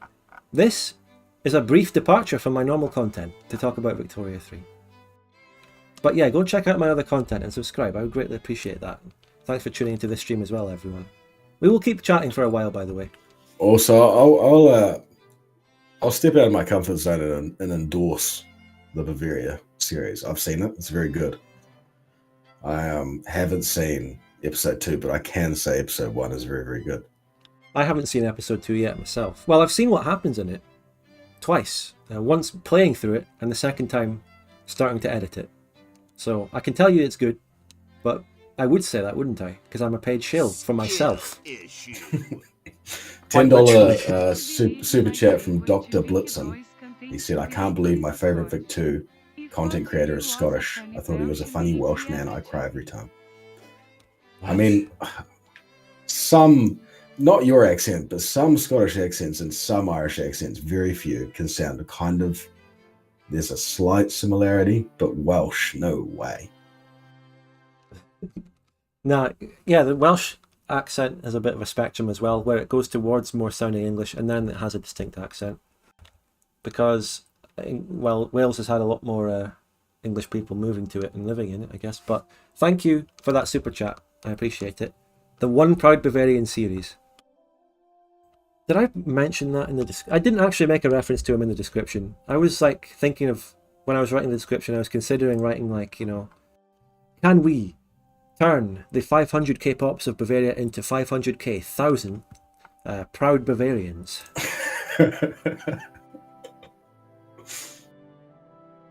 But I didn't actually reference it in the end. But I've still got an entire series to do that, so you never know. I might even name a whole episode. One proud Bavarian. One proud Danubian. Welsh accents are from another planet. They're very distinct. Love Welsh people. I think Welsh accents are... no, I'm not actually going to say that. I think that's too much. Very nice. Yes, I agree. I like they're very the nice. Welsh accent. I actually really want to visit Wales sometime. Welsh accents. No, again, I think I'll. I think I won't say anything. What? I think there's some. I don't know whether it's like I grew up watching Fireman Sam or something like that. I think that's probably it. I've got ingrained bias against Welsh accents because of Fireman Sam.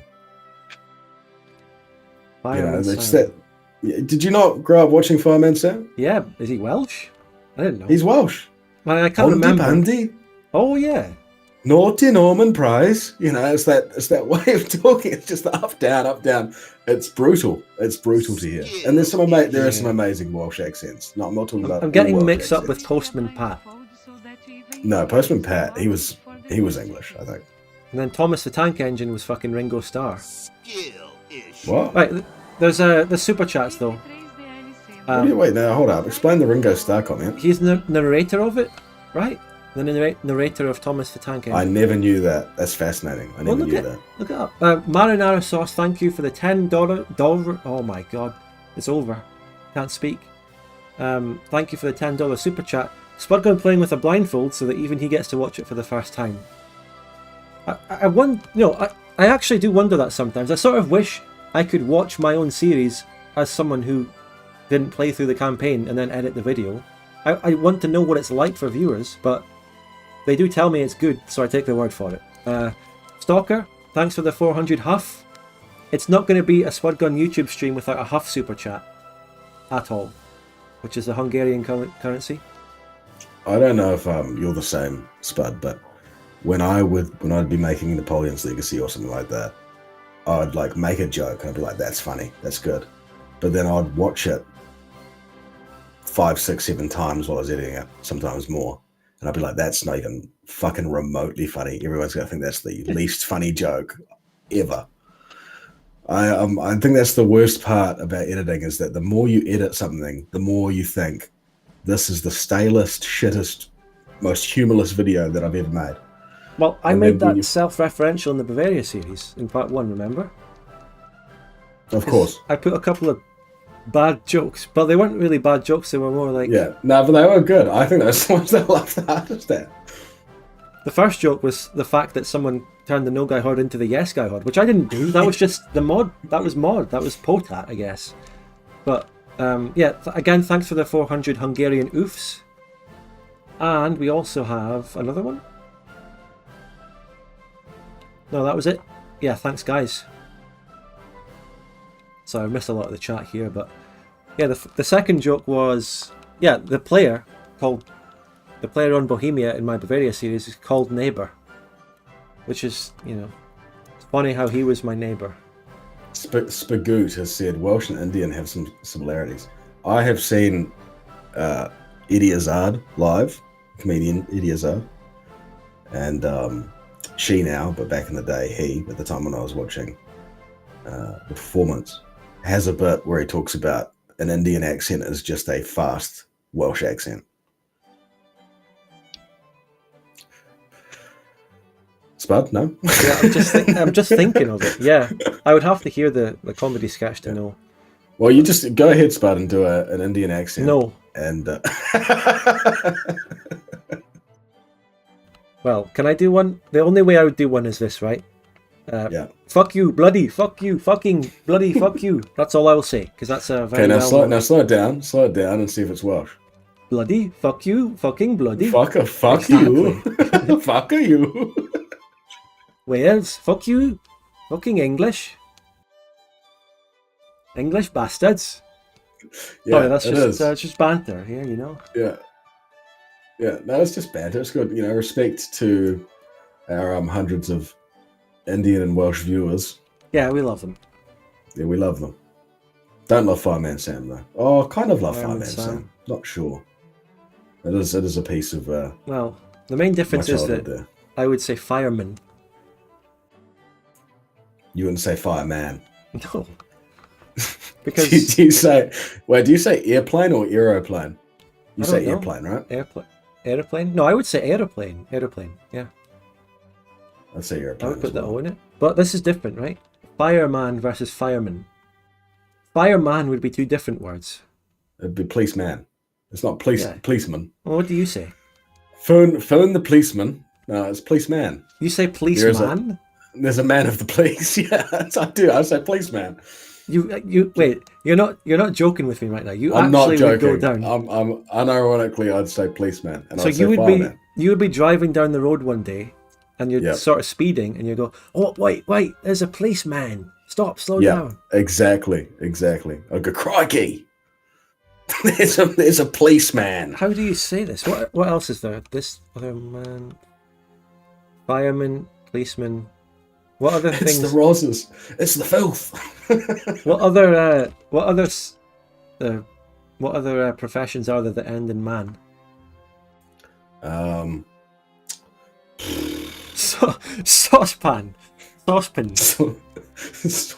Would you say saucepan or saucepan? You'd say saucepan. Yeah. Oh. You wouldn't say saucepan.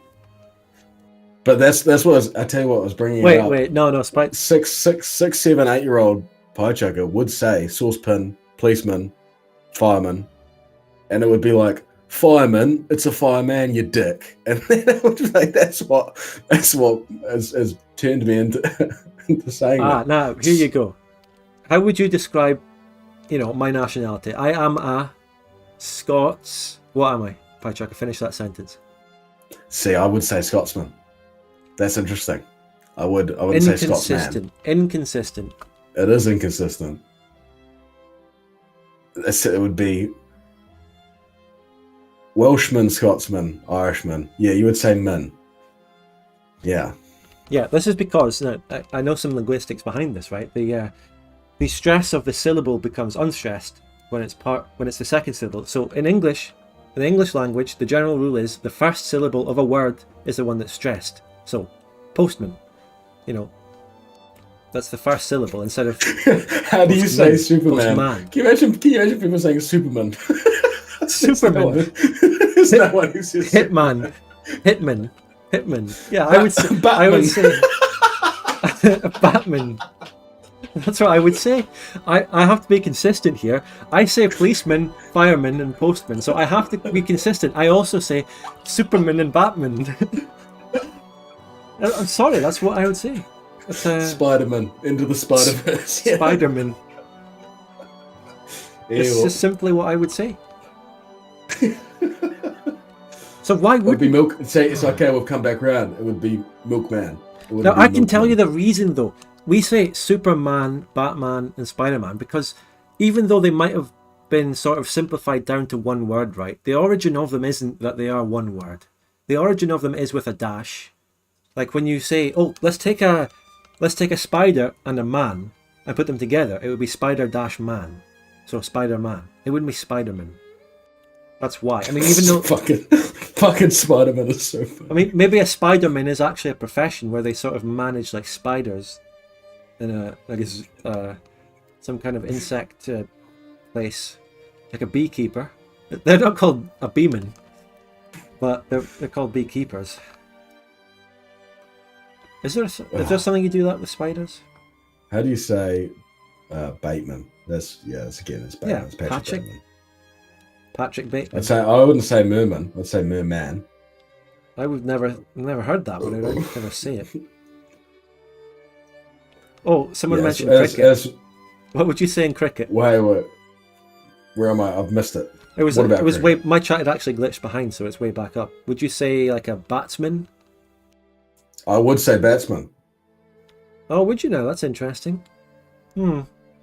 A batsman. No, nobody. Even Australians don't say that. Yeah, you wouldn't say. I said that in a really weird way. Even Australians wouldn't say that. And they're idiots. Batsman. Yeah, you wouldn't say batsman. That's bizarre.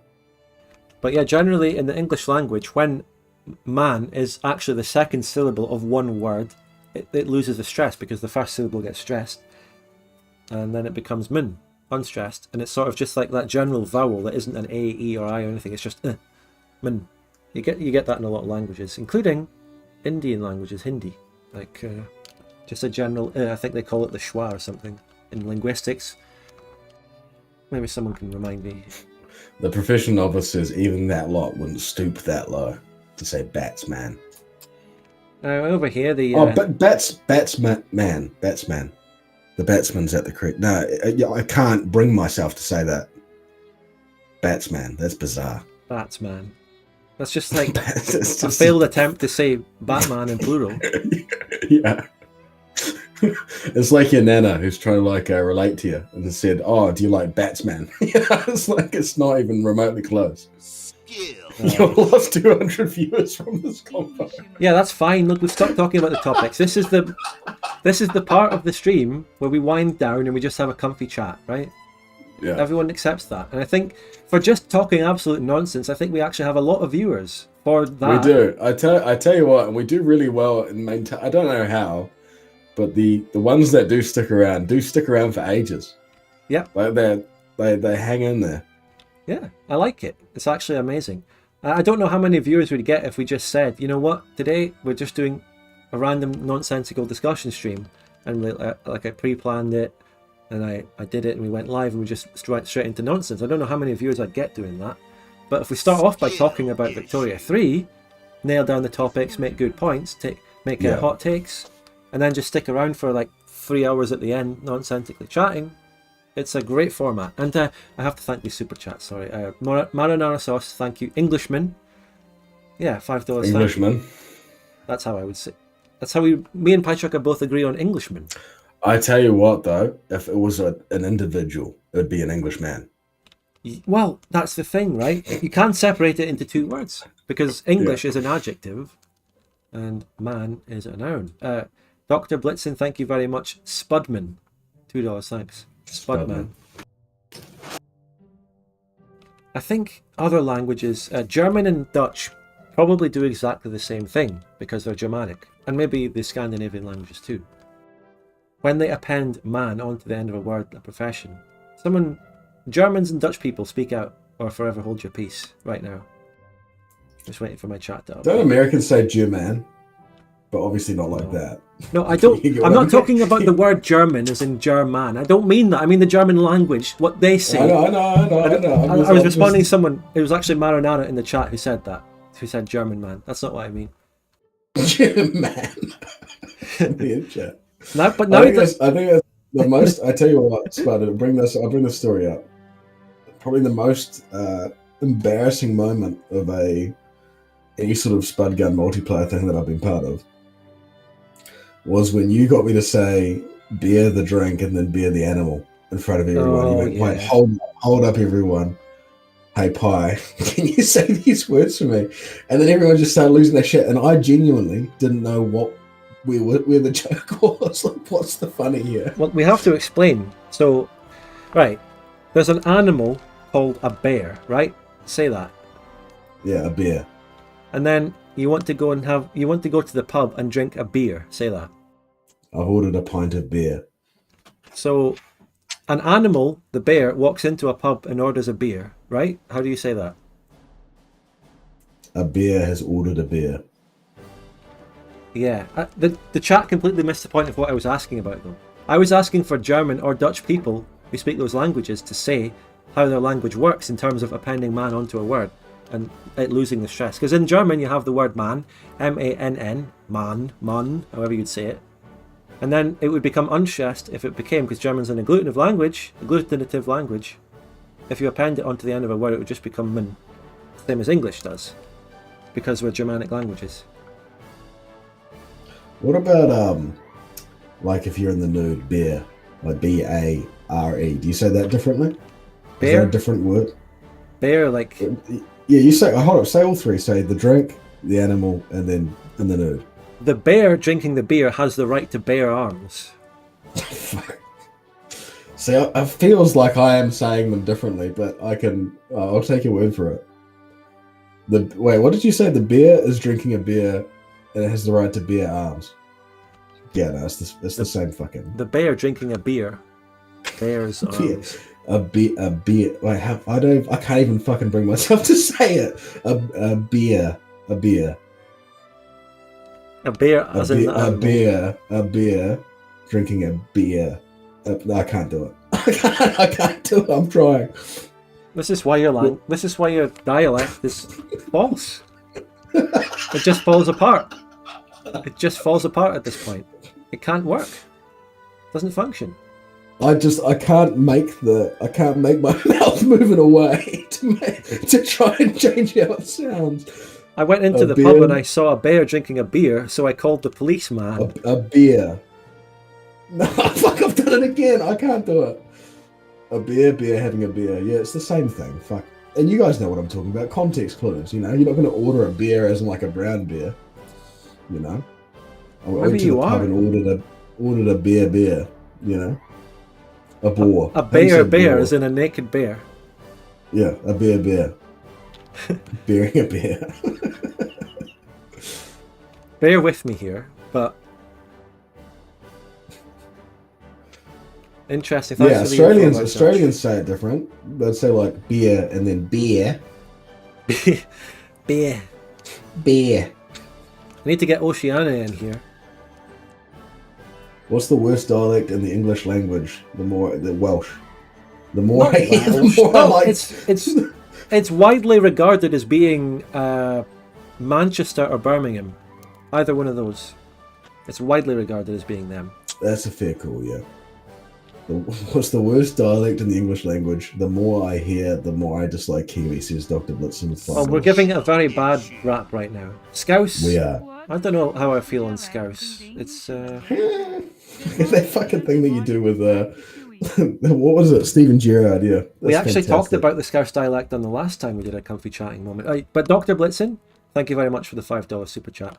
We actually did a bit about Scouse. I did my Scouse accent. Hey, Piechucker, pass a brich. You know, as in working in a building site. Yeah. Pass us a brich, Piechucker. It transports me back. Often being asked by Scousers for bricks. I'd argue deep southern accents are quite nice, I think. Yeah. There's obviously shit ones, but there's good ones. I think that you could say that for any language, though. Look, wait. Stephen Gerrard doing an interview. Well, look. As in look. That a Scouse person, for people who don't know, who would say the word look, as look. Well, look. Geese us your doll, mate. That's terrible. The geese us doesn't make sense because geese means give us, as in gee and us. Geese. Nah, we do say that. You say geese us. Giz us, yeah. But it's giz us. Giz. Yeah. Nah, it doesn't make sense. Sorry. That falls apart. I don't say it, but yeah, we do say that, the collective. We say, one thing that we say, I wonder if there's a Scottish equivalent for this, but we say chur, or chur, which is CHUR, and that is like it's like an affirmative. It's like a, oh, did you go grocery shopping? Chur, that's a common one. That's used a lot. Don't have it. No? Don't know it. Sure. New Zealanders are exiled Scotch folk. No Scottish person says Scotch, by the way. Is that true? I've heard that. Scotch is anachronistic. It's old. It's older. People would have said it in the 18th and 19th centuries, maybe, just to mean Scottish, and that's why it's sort of carried on in America a bit, because obviously at the time, 17th and 18th centuries, or maybe 19th, but 17th, let's say 17th and 18th, loads of people moved over to America, and they kept Scotch as the word for Scottish. But back here, it evolved into Scottish more. So a lot of Americans would still say Scotch, and the type of whiskey they have in America, which just referred to Scottish whiskey, is Scotch.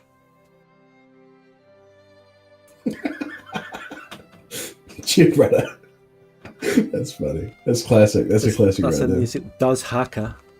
Yeah. Does Haka. Yeah, cheer, brother is you can respond to anyone for that. The funny thing as well was you get called bro and cuz a lot. That's a very common thing. Very, very common thing between blokes in New Zealand. You get called cuz or bro. It's just like, thanks bro, thanks cuz. It's classic. But I worked with a guy who would say cousin. He'd say the full thing. He'd say cousin. Be like, thank you cousin. And that was weird. That's too intimate. It is. It's too much. Does NZ use mate? Yeah, all the time.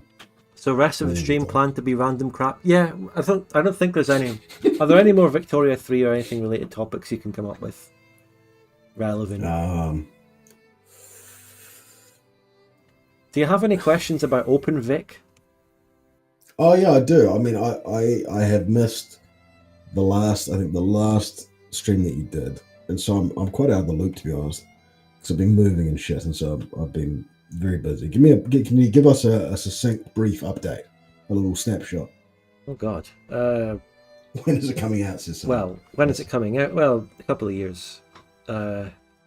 The project is going very well. The team is highly motivated. The community Discord server has just actually last night celebrated reaching 5,000 members on the community Discord server, which everyone should join. Can someone chuck a link in there? I'll do it. I'll get the link. Okay. I'll grab that. It is. The proficient novice says, I get called bro so often I literally can't stop using it myself to address complete strangers. It's also a classic thing. And if you're at a party and you're trying to chat up a girl or something, if she calls you bro, cuz, or mate, you know that you're not doing well. Okay. This is not a win. Oh, someone asked if we have substantial provinces yet or still subcontinental skill. I think they're currently working on dividing the map into provinces. I believe that's currently being worked on. It'll be done pretty soon. It's more of a manual task rather than a coding complexity as well. So an artist will just literally draw the provinces, although they will have to reference existing provinces or extrapolate existing provinces out onto the OpenVic map, which is much higher resolution. So it's a bit of a tough task, but it'll get it done. But yeah, the project is moving on. The update video currently, well, I mean, there have been a lot of updates since that video, but I think I want to discuss them more on an actual discussion stream with team members. I mean, the name of the project has changed from OpenVic 2 to OpenVic, which is a change that people might just happen to notice because I've been saying OpenVic the whole stream whenever we reference it. The reason for that is that the project now has the blessing of Paradox. They're fine with it. They did just request us to change the name, and we agreed on that name. Just took the 2 off. That's it. And that is actually quite massive, important news. Yeah, it's huge. I haven't heard about this. It's been announced on the community Discord server. I mean, it is big. It's really big. I haven't made a video about it though. But I'm not exactly hiding it. I have every server that I've ever joined muted. I only. Well, there you go. Yeah, that's my fault. Well, from now on, I guess Completely whenever I have to make an OpenVic announcement, I'll be like, I'll put it in the announcements channel of the OpenVic server, and then copy and paste it, and put it in Piechucker's DM as well, just so I get everyone 5,001 You members. just do at everyone at Piechucker. No, I'm going straight to the DM, or I'll copy and paste it onto WhatsApp. Playing Anyway. having Catalyst, by the way, because you obviously didn't get that side of things, but in the last Transport Tycoon game that we had, Catalyst, he's a great guy. I really like him, but he was so serious. He was like me and Freddie were people who don't know, we had a Transport Tycoon game where we were on teams, and Spud had his team, which consisted of some people who lost the game, and I had my team, which consisted of the winners. We consisted of the most genius train network I've ever done, and it's sad it was good get looking, to play but you know, again. but we had me and Freddie, and we had a guy who'd never played the game before, and then we had Catalyst, and me and Freddie were just sort of chilling, we're just chit chatting, and maybe we'll try this, maybe we'll try that. And Catalyst was all business, which is perfect. You know, it actually gives me more faith in OpenVic, because he's a man of incredible action. Yeah. He was crawling up our asses all the time. What are you guys doing? You're not doing it well enough. Hurry up. You know, so it really was Catalyst's team until he left. He is the community manager. He is his job. His role in the team is quite literally to be the people skills man. Yeah, he community managed us a lot. Yeah. I think that's probably a big reason why we won. Will you guys fix the wool problem in OpenVic? Yeah. If you watch the video, remember there's compatibility. I don't think we're entirely finalized on the name of that mode where you will be loading Victoria 2's existing assets, but we've tended to always call it compatibility mode right now, and we're sort of going with that. But my criticism of using the word compatibility mode is that it has clear connotations with broken programs and stuff, because remember when something crashes, you're like, do you want to open this in compatibility mode? And that is not what OpenVic's compatibility mode is, because it's an entire portion of the game. It is the game. It's a very good point. Victoria 2 loading game. Well, chat, have you got any name suggestions? Yeah, Sideloader mode, that's terrible. Tiago, you can do better than that.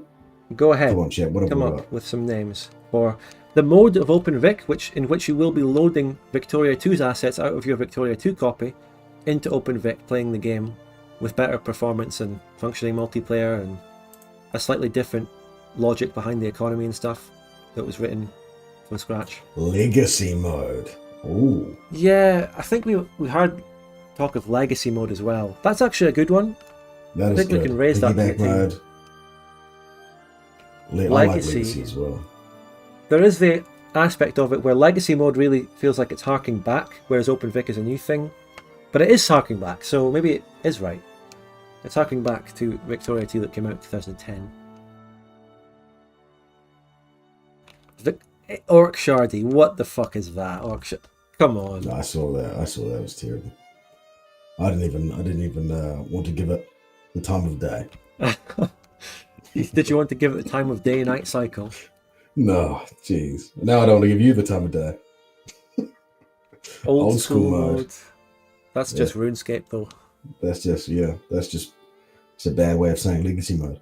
Why not remake Vic 2 first and then do legacy mode? Because I don't think you understand. Remaking Vic 2 is legacy mode. Yeah. Well, we've identified the problem with legacy mode. Classic mode. Classic. That's better. That's been another word that we have dropped and used internally. I mean, the two words that we're essentially using to talk about it are classic and compatibility mode. Compatibility is used more right now. We don't have an official name because there isn't an official thing yet. If you actually want to know exactly what I'm talking about, you have to watch my most recent OpenVic video. OpenVic 2 has a map.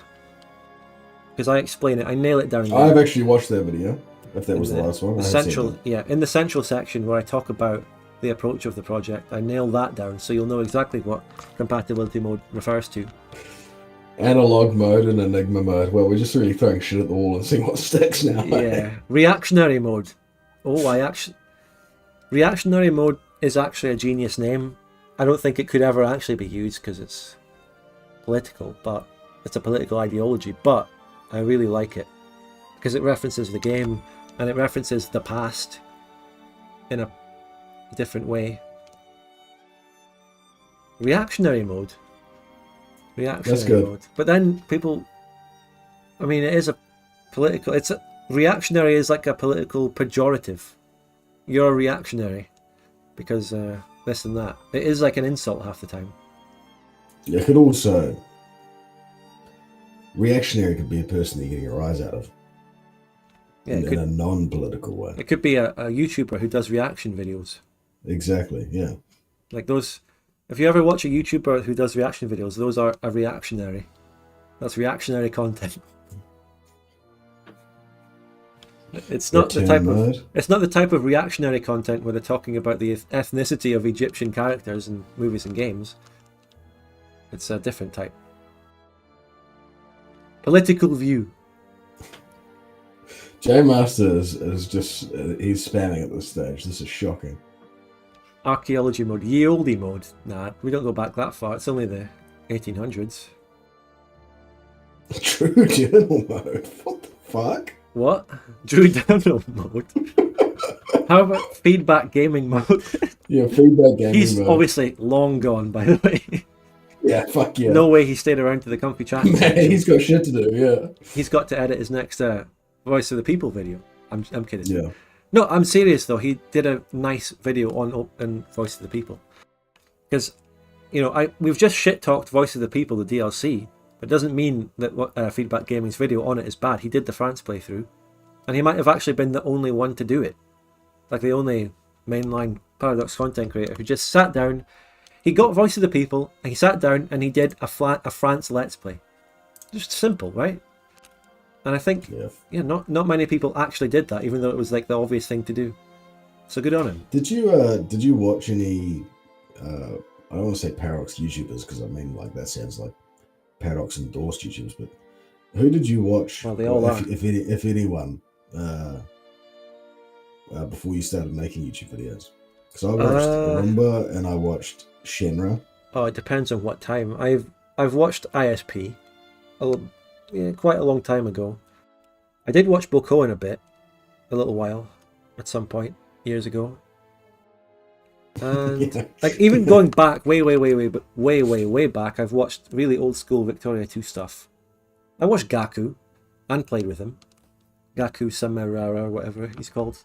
I shouted him out in the Victory War System video. He did little Raymond's Paradox, that's great. You probably wouldn't have watched him because he was more a Europa guy. I've watched my own videos while editing them. That was an important little tag as well there. I was about to question you about that. I don't actually go back and watch my videos, although I've had a mind to actually do it at some point. If I were to just sit down and watch the American Bloodbath, I might gain a new appreciation of it or something. Like, oh yeah, this is why people keep talking about it. But I already do fantastic. remember. That's I'd seen your other series. But that series, I watched it with a friend of mine, and we would get on Discord, and like it would come out, and we wouldn't watch it immediately. We'd wait till that evening after work or whatever. We'd get on Discord and we'd go 3, 2, 1, and we'd watch it together. And we'd be like, pause. That was funny. That was interesting. And we'd chit chat about it. Someone needs to do. Oh, actually, yeah, I watched. I did watch quite a bit of Tommy K's videos on YouTube, and I like him as a streamer too. Yeah. But I, of course, know that his YouTube videos are edited by Marconi, of course, and I used to play Victoria 2 with Marconi. So Marconi seems like a great guy. Yeah. I haven't spoken to him, but he seems like a great guy. I mean, when I played Victoria 2 with him, he was a squeaker. He was a young one. Is he Serbian or Slovenian or one of the? He's Serbian. Serbian, yeah. But someone needs to make video essays about the American Bloodbath and how it appeals to the spirit of fighting against the odds, the indomitable human spirit. Someone needs to do that video essay, 1 hour long, please. Yeah, can you also be a white guy?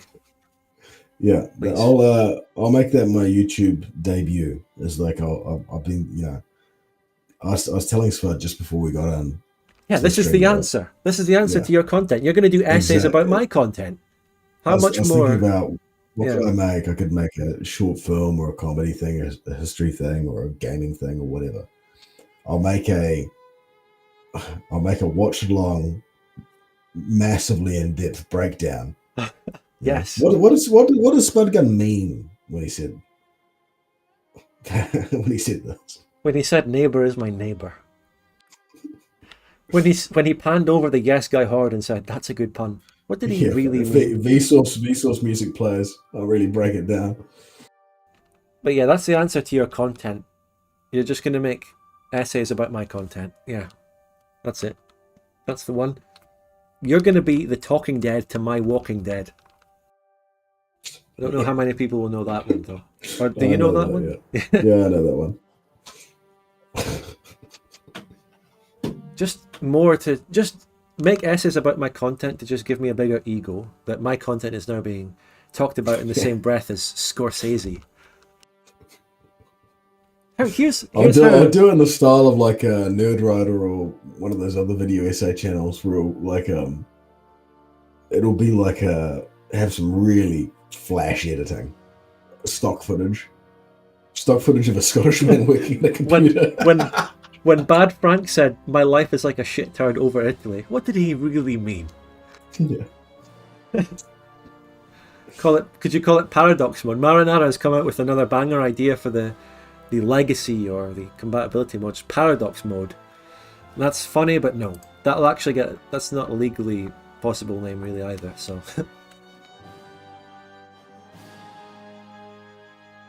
Yeah, Emperor Lemon. Do an Emperor Lemon style video. Here's how part 7 of the American Bloodbath airs back to the greatest cinema makers, harks back to Hitchcock. Traditional mode. I was going to tell you, by the way, the coolest thing happened when I was watching American Bloodbath, like I was just describing. I'd watch it with my mate, and then we were watching the finale together, and then you had put me in the credits, and I hadn't expected that at all. Because I don't know if you recall, you put me in the credits because we would chit chat about jokes and scenes and different bits that you could do, like memes. And you put me in the credits of American Bloodbath, and I had not expected it at all. And then so it just seemed like I was flexing on my friend really hard. It was like, the series that, because when we started watching it, I hadn't played in the Crusader Kings multiplayer. We didn't know each other at all. And so I was like, he hadn't heard of you before. I said, there's this cool YouTuber. He makes Victoria 2 stuff. You should watch it with me. Oh, wait, sorry. And by the end of it, I was in the credits. There you go. But someone in the chat just said, Spud Gun is problematic. A video essay about Victoria 2's most controversial YouTuber. Yes, bring it on. Let me get my music back on. Oh, it's still playing. Yeah. But what was the context? I can't remember. It was so long ago. How did you end up? What did I credit you for? I'm not questioning it, alright? I'm not saying it that way. I'm just trying to remember. Are you going to take it away from me? I shouldn't have said anything. No. YouTube editor. No, yeah. You credited me. No. You credited me. I can't remember exactly for what. It was years ago now, but it was something to do with you did a golem meme, and that was my idea.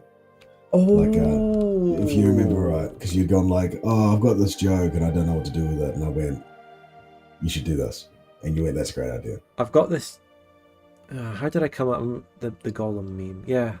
It was the general who had died, and then he was still alive in a swamp somewhere or something. Oh! Damn! I'm remembering how good the American Bloodbath was. Holy shit! I put that in it. Holy! I put that on. What?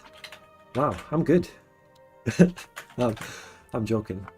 Well, I'm not joking in that I didn't. I just remembered that I put that in, but I'm joking about me saying how good it is. But it is actually good. Can't remember, it was years ago. I rewatches the clip every day. Me? Nah, mate. No, me. Fucking in the credits. Oh. Fuck yeah. It's like stoked as. How the Victoria 2 multiplayer community is toxic. Well, it is. If someone made that video essay, how could I disagree?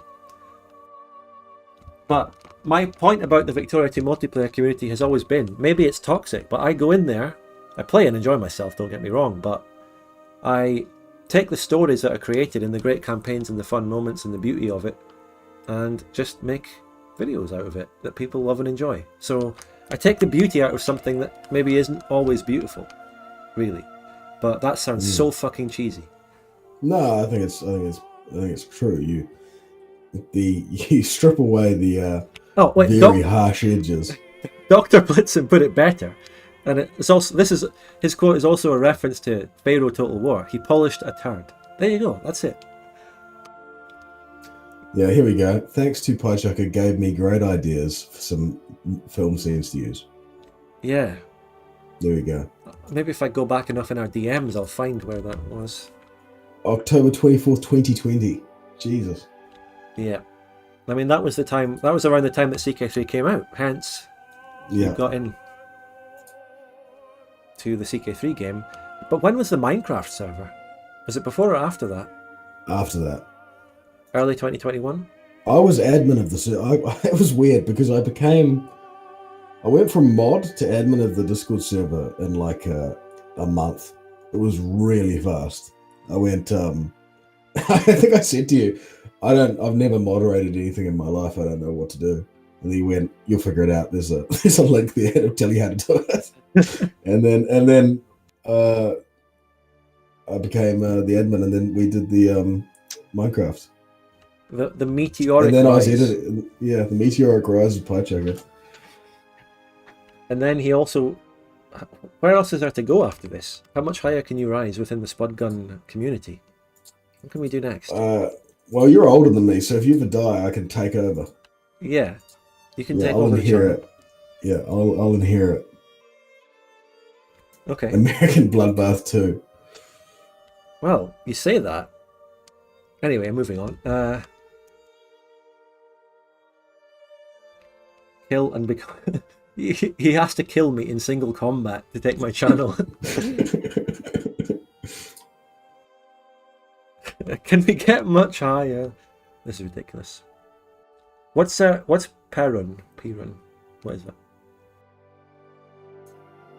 I don't know. Pyramid style. Could be anything. Analysis. Vic 2 Bloodbath Cinematic Universe. Well, I guess we are winding down now. How long have I been live? 2 hours? No, 3 hours. I don't know. What is it? 2 hours. 2 hours. Is it only? Oh yeah, half 4. Yeah, 2 hours. Fair amount of time. 1:30 in the morning. It's now 3:30 in the morning. Well, we can wind up. We can start winding up, but Are we winding up or winding down? winding down. But Winding from the down. last stream, we started winding down and then streamed for like another 3 hours anyway. Yeah, so. and then we wound back up again. Yeah. But I don't actually intend for that to happen this time because I want to go and eat No. within about half an hour. So yeah, okay. Perun is a military analyst YouTuber who does PowerPoint presentations of the war in Ukraine. That is essentially war analysis. Yeah, when that war started, I should have just turned into a war update channel, just doing war analysis on the war. That's We're actually talking about terrible. We're talking about what's the worst English accent or accent in the English language. But what's your opinion on the best? Irish, right? I do like Irish and Northern Irish, and Northern my Irish own is great. accents in Scotland. It's funny. I mean, I've got strong opinions on Scottish accents. I hate the Glaswegian accent completely, really hate it. But I love Highland accents. I love Northeast Aberdeen accents. I love Tayside Dundee accents. Well, basically just every accent except Glasgow, to be frank. Yeah, that's where I thought that was going. Borders accent's also really nice. Oh, no, wait. I love the Geordie accent. I love Northeast England. Geordie is great. You think you love the Geordie accent, the Newcastle accent? Yeah. I don't hate it, but it's definitely unique. Imperialist, thank you very much for the $6.99 Canadian dollars. I appreciate it. That it certainly is me. Tune. I believe we're getting another. He's got another one from Imperialist.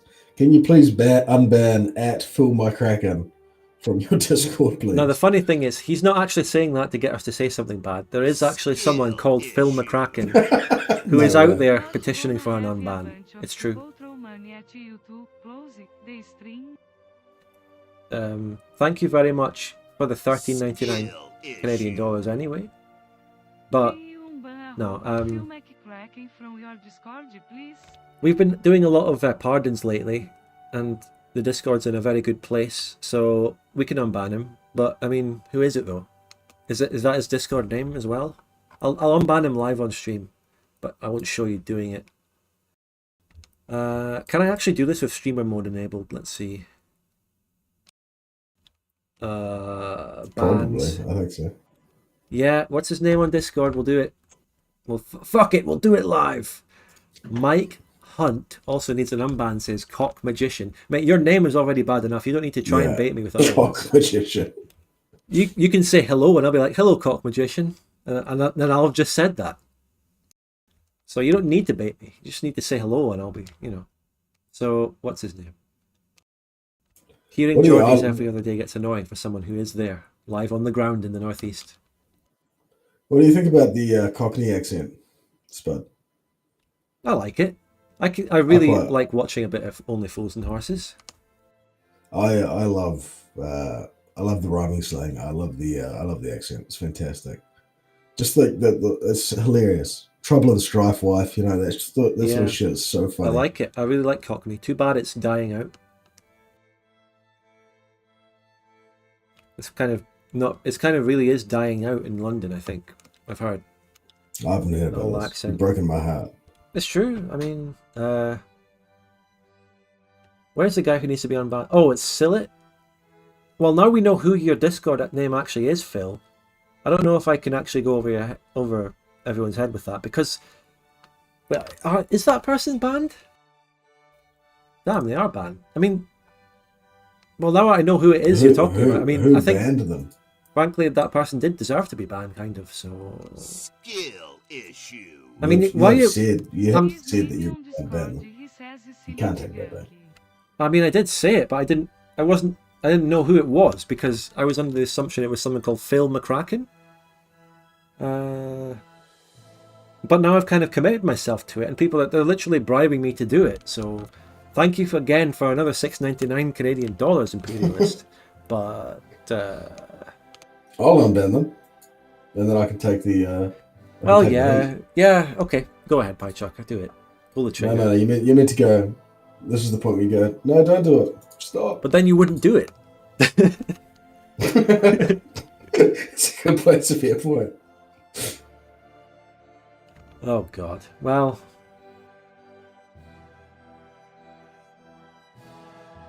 Alright, what should we call it there? We could. Oh no! Wait. Oh, wait a second. Oh, Imperialist is giving the full story on why this has happened. Imperialist is just someone who just fucking latched himself onto a cause out of boredom. It's performative activism here from This is crazy. Did you just unban him as well? Well, I've unbanned him. It's too late. It's too late. It's done. By the way, everyone, join my Discord. You can find the link in the description to the stream. Thanks again for another $6.99 Canadian dollars, Imperialist. Look at this. He's just gotten someone unbanned who may not necessarily have deserved to be unbanned just by latching onto a fucking case. It's like Citizens United right here. It's chat versus Spud Gun. It's like I'm the governor of an American state. They have the power to pardon people. And you just come into my office, you're like, here's a bribe. This person needs to be released. He did nothing wrong. He needs to be pardoned. And then I do it, and then we look into his case, and he's a serial murderer of 10 people. Oh, I should have actually looked into the case before committing myself to unbanning him. But I have to follow through on my word, or else I'm just another liar, you know? Yeah. I mean, that's a very important question. Would you rather be a man of your word and release a mass murderer onto the streets, or be a liar and keep them locked up? I don't know. This is an extreme situation, but in all my dealings, I really do go with honesty and openness, and I hate going behind people's backs, you know. If I ever have a concern or something, I'll just lay it down publicly in a chat, and if the other person sees it, that's fine, and we can talk about it. But going behind people's backs, making little secret channels, it's so scummy. Fuck's sakes. Literally, well, Phil McCracken, the person who got banned himself, says he did nothing wrong, so that must be true, right? Like, we can have good conscience about this then. It's fine. I feel reassured. But genuinely, that might... let me just... I'm going to go into the mod logs and see what he got banned for. I can't actually search for stuff in there. Can you do it? If you just go into the mod logs and search Sillet Gank in Moderation Logs channel, you can find what he got banned for. And we find out it's like posting 10 gigabytes of CP. Oh, fuck. Jesus Christ. And the worst part is that we're men of our word, and we've unbanned him now. Yeah. 40 counts of digital assault. Whatever that is.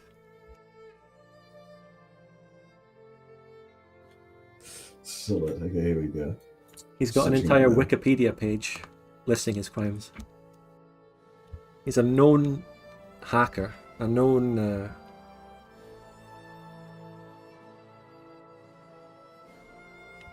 We're doing casework. Discord casework live on stream. Okay, we've got some entries here. We've got Romani slurs. Oh. So presumably is using the G word. That's a very controversial topic, because I have to be... I've grown up my whole life not realising if that's a bad word, but apparently it is, so we've had to fucking... Yeah. But anyway. And then we've got... he's gotten muted again for no reason specified. If you go to the message, the reason might have been specified after in a different message. If you jump to yes, good point. Good point. No specification here. Well, and so he's been muted 3 times. Once for Romani slurs, perhaps using the P word or the G word, and then 2 no reason specified. And then what about the ban? The ban is the important. Funnily enough, the ban is not here, and so he must have been manually banned.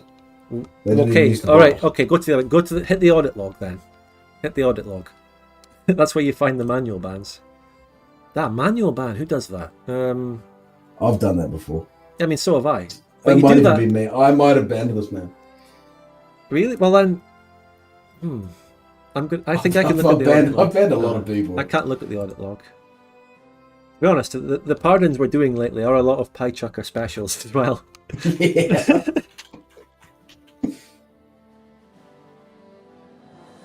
Someone in the chat just did mention Fleetwood Mac, exactly. Yeah. It's actually a really good song.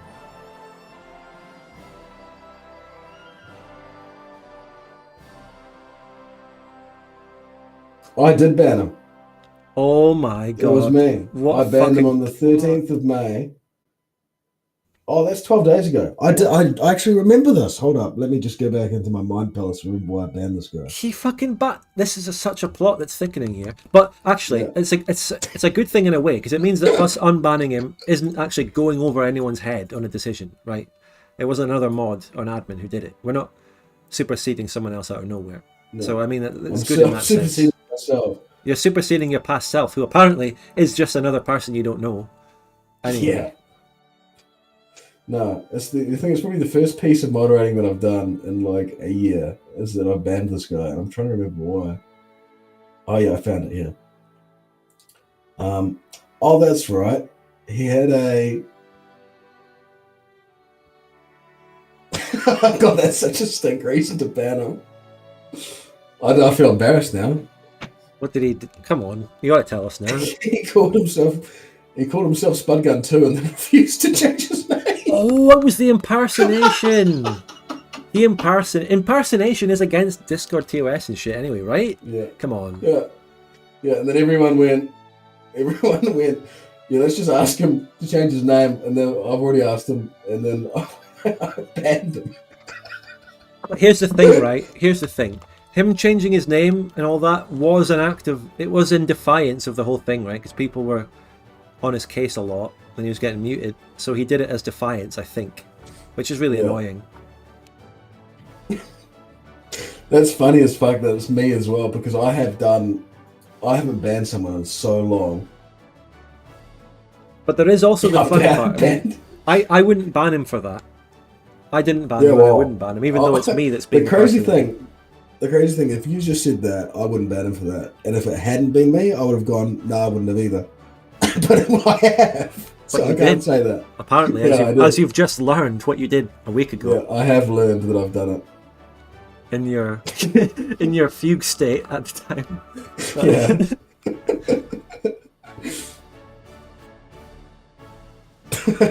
Well, this is some funny. crazy Discord drama.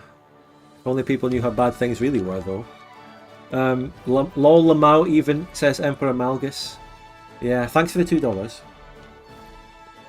With a Keck, that is a Keck W there, the whole thing. Yeah.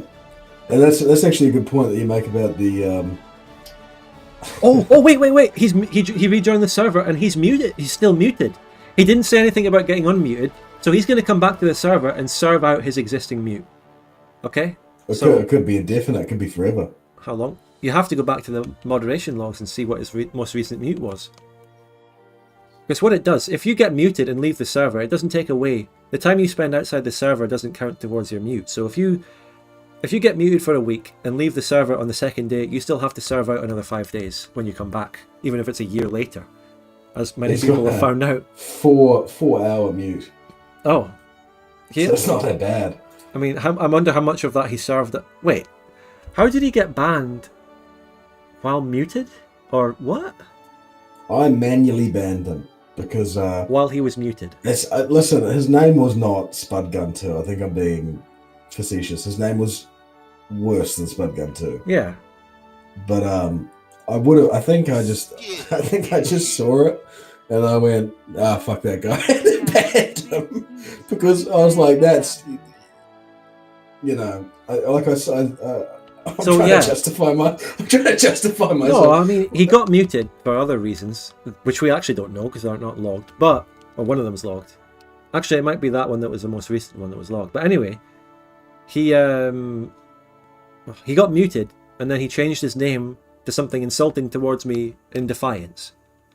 So there's that, and then he got banned. So that's the story, I guess. And thanks, Gergu. Thank you very much for saying that. Thanks, man. That's nice. The has a Discord moderator ever had to justify the decision live on a live stream before? You know, it's like the level of like a policeman going like a what? You discharged your firearm. What was the reasoning there? I'm going, fuck, I don't know. I didn't even know that was me. Live on your body cam. Well, if you had discharged your fire... Let's say that Silic Gank here, he wasn't someone who got banned from a Discord. He was someone who got shot by the police and you're the policeman. And this was your response in defense, not remembering it and going, oh yeah, he renamed himself. And I think you would be fucked. I don't think any lawyer... He was reaching... He was reaching and I did what I had to do, I think, if I remember correctly, but I shoot a lot of people. So. I just imagine you like you were kind of sitting there on the witness chair, and the lawyer's like, "So we turn to this case," and you're like, "Oh, I can't remember. You'd have to show me the specifics of the case for me to remember." I'm sorry. You shot him on the 12th of May, 2023, and you're telling me you can't remember? No, you'd have to show me the specifics. Honestly, it slipped my mind. You shot him dead. Oh, Phil is saying it's a joke, and it's cool. No. 12 days ago. 12 days ago, and we're already in court. Mr. Piechucker, you killed a man 12 days ago. Sorry, I don't recall. It was just another day at work for me. It was just another day at the office. What was the 12th? The 12th was Friday. It was just a regular Friday. Just a regular... How long ago was that? That Friday? It was 2 weeks ago. 2.5 weeks ago, to be fair. We were pushing it. I mean, I was here saying it was a week ago. No, we're looking at 2.5 weeks. Can you remember what you had for dinner 2.5 weeks ago? I had burgers. He remembers his dinner, but not shooting the man. Exactly. But then if the lawyer asks that... Well, I got a pop-up for creating storage space. But if the lawyer asks that, it's like, well, if you can't... You're telling me you can't remember shooting a man dead. Can you remember what you had for dinner 12 weeks ago? Yeah. So you're telling me you can remember that, but not that? And yeah, you are the sheriff. It's just a job to me. I clock in, I clock out. I go home to my family. Nis the pair in the chat saying, "What the fuck? Even one Proud Bavarian shitting on the DLC, mate? We covered that a long time ago. We are on to new topics.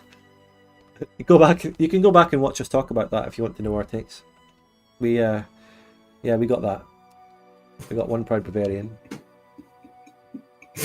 Oh fuck, that's funny. That's a remarkable burger. The thing is, I will say this though. We'll go back to one Proud Bavarian for a minute. So we're kind of speculating about one Proud Bavarian's dealings with Paradox. I do have testimony from other people who have dealings with Paradox that are very negative about it and saying how bad the dealings were. So maybe he has gotten to the point where he's also resentful about bad dealings with Paradox and he's come out and shat in the DLC. There could be a breakdown there. So we should interview him. We should interview him live. Yeah, we should bring him on the next stream. Yeah, just me, you, and him, and we could do like a good cop, bad cop type thing. Oh yeah. Yeah. Who's going to be the bad cop? I think you. I mean, you have to be the good cop. Me. I think. Yeah. Oh yeah. That's actually that's the sort of thing we do as the Discord. On the Discord, anyway. You're the bad cop, and I'm the good cop on the Discord. Yeah. No. So yeah, I'd be just throwing haymakers at him, wild things, You're a fucking Paradox shill. You took money from them, didn't you? And I'd be coming in like, Piechucker, look, Piechucker's getting a little bit enraged. He's making these wild accusations, but when you look at the facts, you did say this thing on this date, 1 hour after the Dev Die released. Come on, Bavaria. I killed a man 12 days ago. I can't even remember. Piechucker here's just stressed out. Look, he killed a man 12 days ago. He killed a man. George Lucas, have you ever killed a man? Says, what's it? Fucking Christopher Lee saying to George Lucas, have you ever killed a man? No, it's Peter Jackson. Fuck, Oh, that's such a great clip. That's not what it sounds like when a man gets stabbed. There's going to be a JCS psychology episode on One Proud Bavarian's police interview. Yeah. How we broke him. How we got him to admit his dealings with Paradox. Someone clips this and sends it to him and it never comes on. No, this is not the moment to clip. Well, someone will do it now. But one proud Swedishman. What sort of tactics do they use in the police cells to get people to admit? They pressure them. The classic is if you get picked up with your buddy, they go, Spud just told me everything you guys got up to, and he's on his way home, and so you better start. Look, Bavarian. I've got feedback gaming in the other room. He's already told me anything, so you might as well come clean. Exactly. We like feedback gaming. He was a friend to us. Do you want to be a friend to us? Feedback gaming is about to walk out of here with no charges. You could do the same. Just spill the beans.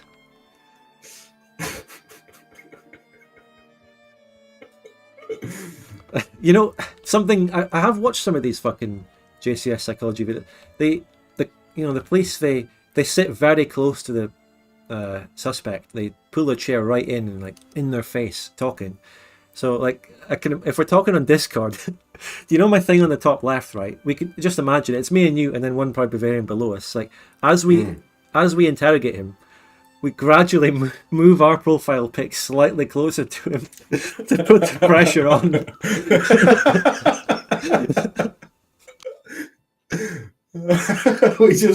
we slowly start turning up our microphone gain, very slowly. I start I just move closer to the microphone, gradually as the interview. Am I louder as I come closer here? It's working. So it'll be starting like this. Come on, one Proud Bavarian. You had dealings with them. Tell us all about it. Then an hour later, come on, one Proud Bavarian. We've been here for an hour. Surely we've got feedback gaming in the other room, and he's already told us. And as we move our profile pics closer to him in the Discord call. This has gotten out of hand now, though. You want to be our friend, right? You want to stay proud? I don't know what Piechucker means by that.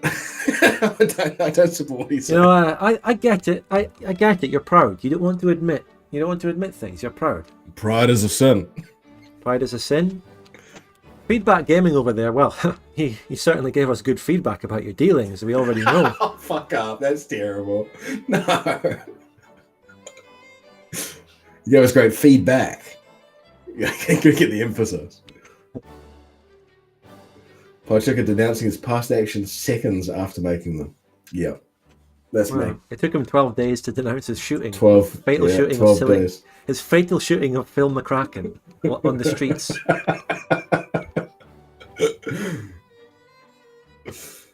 We should. I tell you what, though. I think it's less likely. Imagine. We should try and get him on. I did say earlier I want to message him just to, because we talk about him so much, and now we've just talked about him again. It's just out of hand. But we do. It's not out of hand. It's funny. It's comedy most of the time. You'd probably laugh. You'd probably think it's hilarious. Although he's German. No, he's Bavarian. He's a proud Bavarian. He's separating himself. They've got a different humour down there. Yeah. Are they funnier? There's a reason he calls himself One Proud Bavarian, not One Proud German. If he was called One Proud German, he'd be cancelled. That's very different. Yeah. He wouldn't get sponsored for that. There was One Proud German, and look what he ended up doing. And he wasn't even German. He was actually One Proud Austrian, who fucking LARPed as a German. And look what he did. He also liked Bavaria, though. H-Man, he moved from Austria to Bavaria and had the beer hall pooch there. Speaking of which, this guy, who should be in Voice of the People, as an agitator from the 1920s and 30s. But yeah, I've already memed about that enough on Twitter. And good cop, feedback cop. Feedback. Give us some feedback. Feedback on Liverpool. Just the idea of fucking Phil McCracken, my victim, just going, that's him, that's the guy. I'm just like eating a pie. No, he's dead. How can he? But Phil McCracken. Imagine if there was a police shooting of a guy called Phil McCracken, and it became the next, the next one. Just, set off another. His name, Say his name. Say his name. Nah. and everyone just, say his name. And then they burst out laughing. Yeah. Phil McCracken. Fuck. I don't know what news channel. What's some famous news channel in Scotland? We have 3 News. That's our big news channel. I don't know. We just have the BBC. Same. I say, of course, you just got the BBC, but it'd be like 3 News. On Auckland streets today, Phil McCracken was shot dead by a Auckland policeman. No, you see, it would have to be in America. That's what I'm getting at. I'm talking 2020. I'm talking the next American one. Okay. Riots for Phil McCracken. Yeah.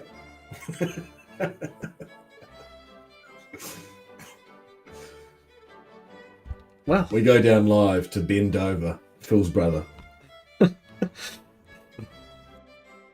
How did he end up with a second name different from half brothers?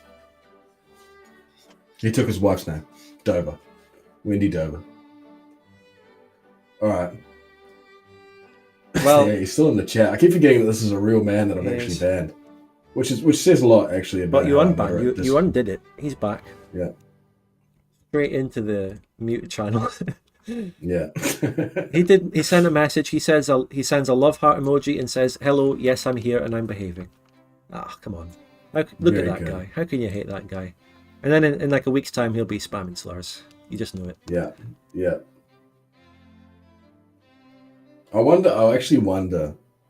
I probably would say that's true. I think I probably banned the most people on the Discord, probably by quite a significant margin. Yeah.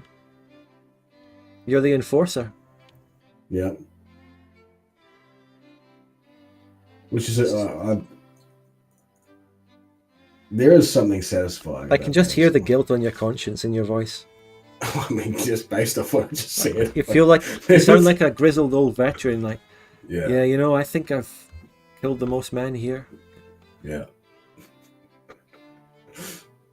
What do they call it? What do they call it when a cop does like he's got his own circuit, his own neighborhood that he does? What do they call it? A beat. That's beat. it.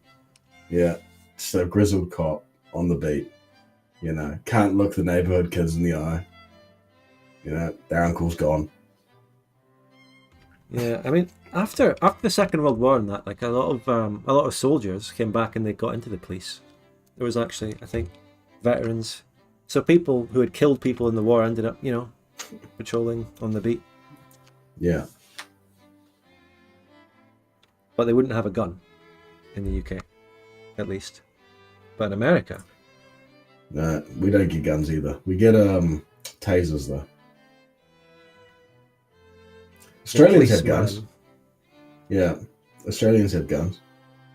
I remember getting off. I think it's the first time I've ever seen an assault rifle was when I got off the plane in Sydney International Airport, and there was a little police woman who had a massive assault rifle. Not a policeman, a police woman. A police woman. Police woman. Yeah. I mean, yeah, I've seen police with assault weapons and stuff in airports and in France. Wellington Airport. You had Wellington soldiers. Airport. Not just police, but in France you had soldiers. Damn. Wellington Airport and Auckland Airport, no guns. No police as well. I don't think I've ever seen a police officer in either airport. Oh. Wait, when I see a security guard in an airport with an assault rifle, I think, is that really the kind of weaponry that would be appropriate if something happens here? I get have you ever heard of Call of the Void? Have you ever heard of that term? No. It's like when you stand on a really tall building and you just get like that really intrusive thought. I always get the intrusive thought to grab that gun. I never would, obviously. And I like not to use it or anything, but I just feel like lunging. I just get that horrible. I think it's because they make me uncomfortable because you don't get many guns here, and so you just get horrible intrusive thought. Well, my intrusive thought is more to just go up to them and say, "Hey, would you like to take a photo?" I don't know. That's good. That's something. That's could good. you actually do that? I don't know. I think you probably could. Probably. Sleight of hand success, yeah. Okay. Just do like a Forrest Gump thing where I grab the gun and I disarm it in like 2 seconds. Piechucker getting quick time events. Fails. My VATS, yeah. VATS fails. VATS. Anyway, we should wrap up. Yeah. That's been good though. I've had a good time. We should wrap down. And We should wrap finish down. up. Finish down. Well, We should yeah, finish wind down. things up. And down. Roll initiative. Imagine you That's just a great sitting. way to, that's a great way to finish the stream as well, mate. That's I said it, but I didn't realize how unhinged that sounds. I'm obviously I'm not gonna. I can't keep talking about it because it'll make it sound like it's. Well, this is. I feel like this Discord. Well, this chat will be used against you as evidence at some point. yeah, 10 years from now. Will the The stream 12 stay days up? thing as well. Yeah, the stream is going to stay up as a public full video on the main channel after it goes down. It'll be just a video, but in the live section on my YouTube channel. Well, that's that. That's Voice of the People, and I am just overjoyed at the shit show that Victoria 3 is going through. Not Paradox in general. They seem to be making money and they have other games that are going well, but just the one that I took issue with, the one that I spoke out against before they announced the war system. I think we gave very good feedback about the economy and stuff as we saw it at the time, but after the war system I was like, nah, things are fucked. I'm going to still give feedback and stuff, but if the war system, this is actually a disaster. And now look what's happened. We were right. It's a disaster. Paradox was wrong. Martin was wrong. I was right. And it's been proven and vindicated. And here we are, having fun. So, yeah, what a life. I was right too. Yeah, I Piechucker was was also right. here. I was also here, and I was right. Piechucker was right on the economy. I specifically put him being right on the economy in my last video.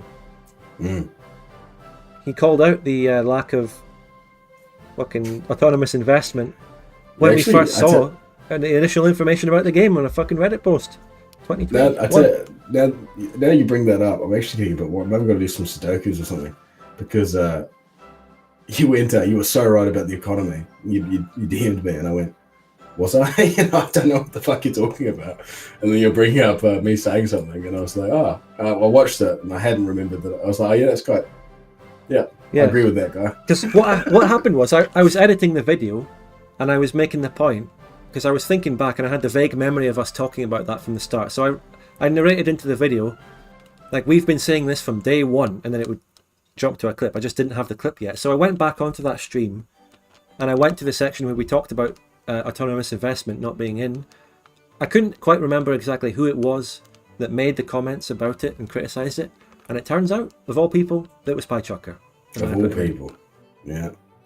I tell you what, though, all of those streams were at like 4 o'clock in the morning, and so yeah, not goldfish memory. That's what I'm saying. It's 4 o'clock in the morning. I mean, nobody's remembering. I gotta get up early for these streams. I gotta get up. You mean early. Wait? Like well, this is confusing now because 4 a.m. It's about to be 4 a.m. But this is you at 4 a.m. staying up. But you would normally do streams at 4 a.m. getting up before them. Yeah, I sleep for like a couple of hours.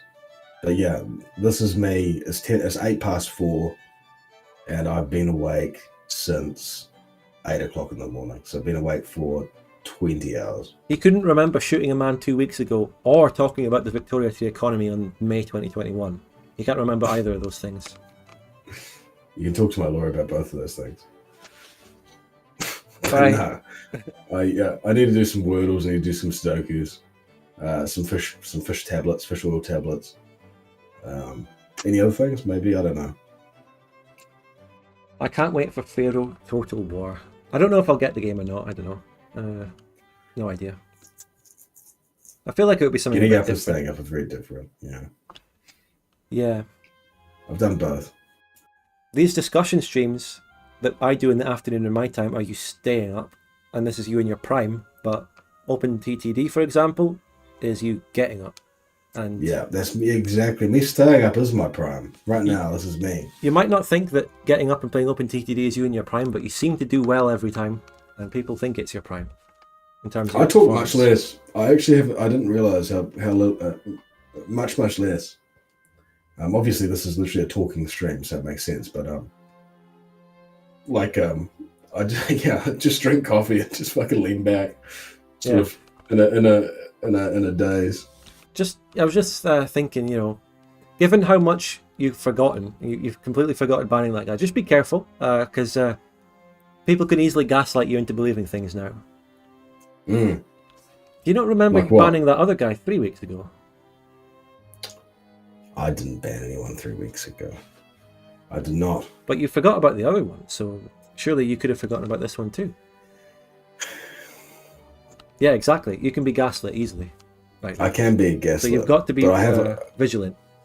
I need to be vigilant, but also you can't really be gaslit if you're arrogant. And so that's the key. That's the key defense there. If anybody tries to gaslight you, that didn't happen. Gaslight the gaslighter. Well, I think that makes sense. You didn't try to gaslight me. I didn't ban anyone because I've never been a mod. That might be true. You've only been an admin. Yeah. One level up. Okay. So that's today's Voice of the People. Is it? Or is the stream just beginning? It's over. We've just been streaming for 3 hours. But that's actually Voice of the People is now another one of those catchphrases from Victoria 3. Remember people skills, and there's probably loads of others as well. Most peaceful era in human history. So many of Victoria 3's faux pas become a massive fucking catchphrase, and I love it. Ashkenazi? No. Don't believe... Ashkenazi incident? The Ashkenazi incident was more like a funny clip. Yes, okay. I'm talking more like catchphrases, that you would bring up in conversation. Social skills? People skills. Or people skills? Real people skills. Yeah. Now Voice of the People is going to be one from now on, and I love it. That is good. Voice of the People. We've got Sphere of Influence, and we've got what is it? Dawn of War, Dawn of something. Dawn of Day-Night Cycle. I don't know. Dawn of War was Day of Night Warhammer game. Cycle.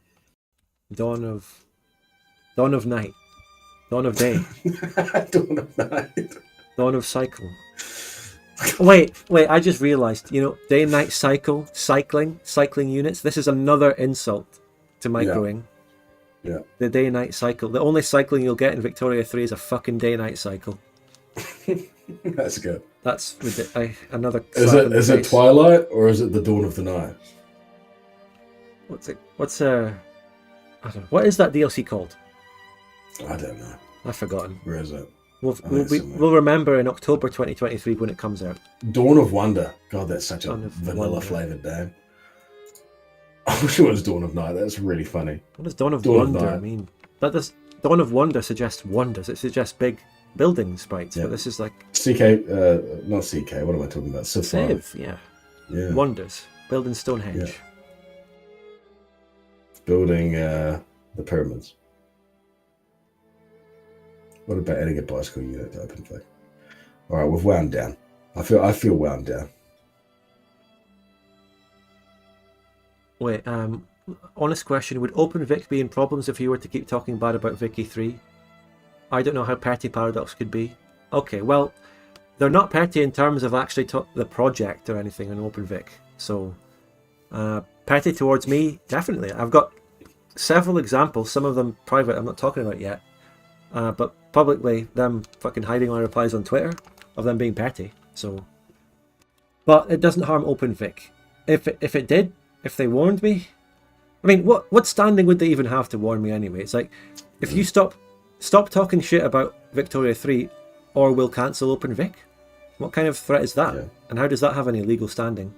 So Yeah, well, it's like you were saying before the stream, Spud, that you think that you said Paradox can come at me with their legal team full force. did I say that at the start of the stream? No, Gaslight. I'm still on it. I'm still gaslighting. They did come at me full force with their legal team. Yeah. I remember it very well. All right. But they know. They're smart enough to know that if they did anything to OpenVic based on me or based on anything, it would be the biggest backlash. The community would absolutely hate them more than they already do. Yeah. And that would be just a disaster, PR disaster. I'd lunge at them. Yeah. I would be more all over that than I was all over your mum. That was terrible. My mum or just Chat's Just mum? Chat's mum. Chat's mum. I was about to say that seems I was like looking shit. at chat when I said it. Okay. I mean, I was looking at my second monitor over here. So it's time to wind down. Yeah. Think is only just finding out. You don't remember the last stream? Because we were winding down for like a solid 3 hours last time. We wound down for a long time. We wound up at times as well. And winding down, we were winding up. But honestly, I do need to go. So Yeah. yeah. It's 4 o'clock in the morning. I've got things to do tomorrow. Not today. Catch an hour of sleep and then get up. Yeah, exactly. We've I'm 24 years old. I can't do it anymore. I used to be able to do it. Sleep for an hour or two and then just get up and then do a whole day. Wow. Too old now. The Ashkenazi incident. Yeah. That was an incident. It was funny. I'm sure even the Paradox devs laughed. Yeah, the pizza incident. Pizza incident. You see, a video like that, right? That was very fun. We were laughing along with the devs at things. I mean, it's not all negative all the time. Nah. And it's especially when it comes to the personal level of devs and Paradox. I mean, I mention Martin now and again, but I just say his name. I don't fucking insult or criticize people directly. And that would be really unfair and wrong to do. We criticize a game. And I know a lot of people worked on it, and they probably feel pride and joy or whatever, but Yeah, they got it's a paid. game. Yeah. They got paid for They it. got paid. Yeah. We're gonna get So- next stream. Next stream we'll have one proud Bavarian in the hot seat. Yeah, okay. Next, and then stream after that, we can get Martin Anward as well. Yeah. Yeah. We'll I be mean, like There are people I personally go after, like the owner of the Vic2 modding server, but they deserve it. So yeah. Villains. yeah, All right. an awkward Good note night to to end. chat. An awkward note to end on. Yeah. I'm sorry, I've just run out of puff. I'm fucking sorry. But like, I'm just being honest. I've wound down. I've wound down. I've actually. We're winding down. Yeah. One All right, pound good night to Bavarian in the Chad. hot seat. I think, yeah, we need to go. We Good need to night to stop. Spud. Good night to you. Good night to me. Good night to you. And next stream, we've got you've got to reach out to one proud Bavarian's team.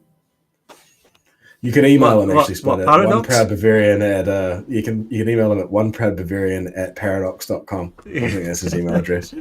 Not anymore. Not after the video he put out yesterday, mate. He's had that email address revoked. That's for sure. They've taken it. Bounces now.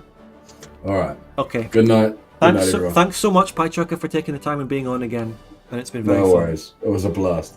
All right. See you guys later. Bye.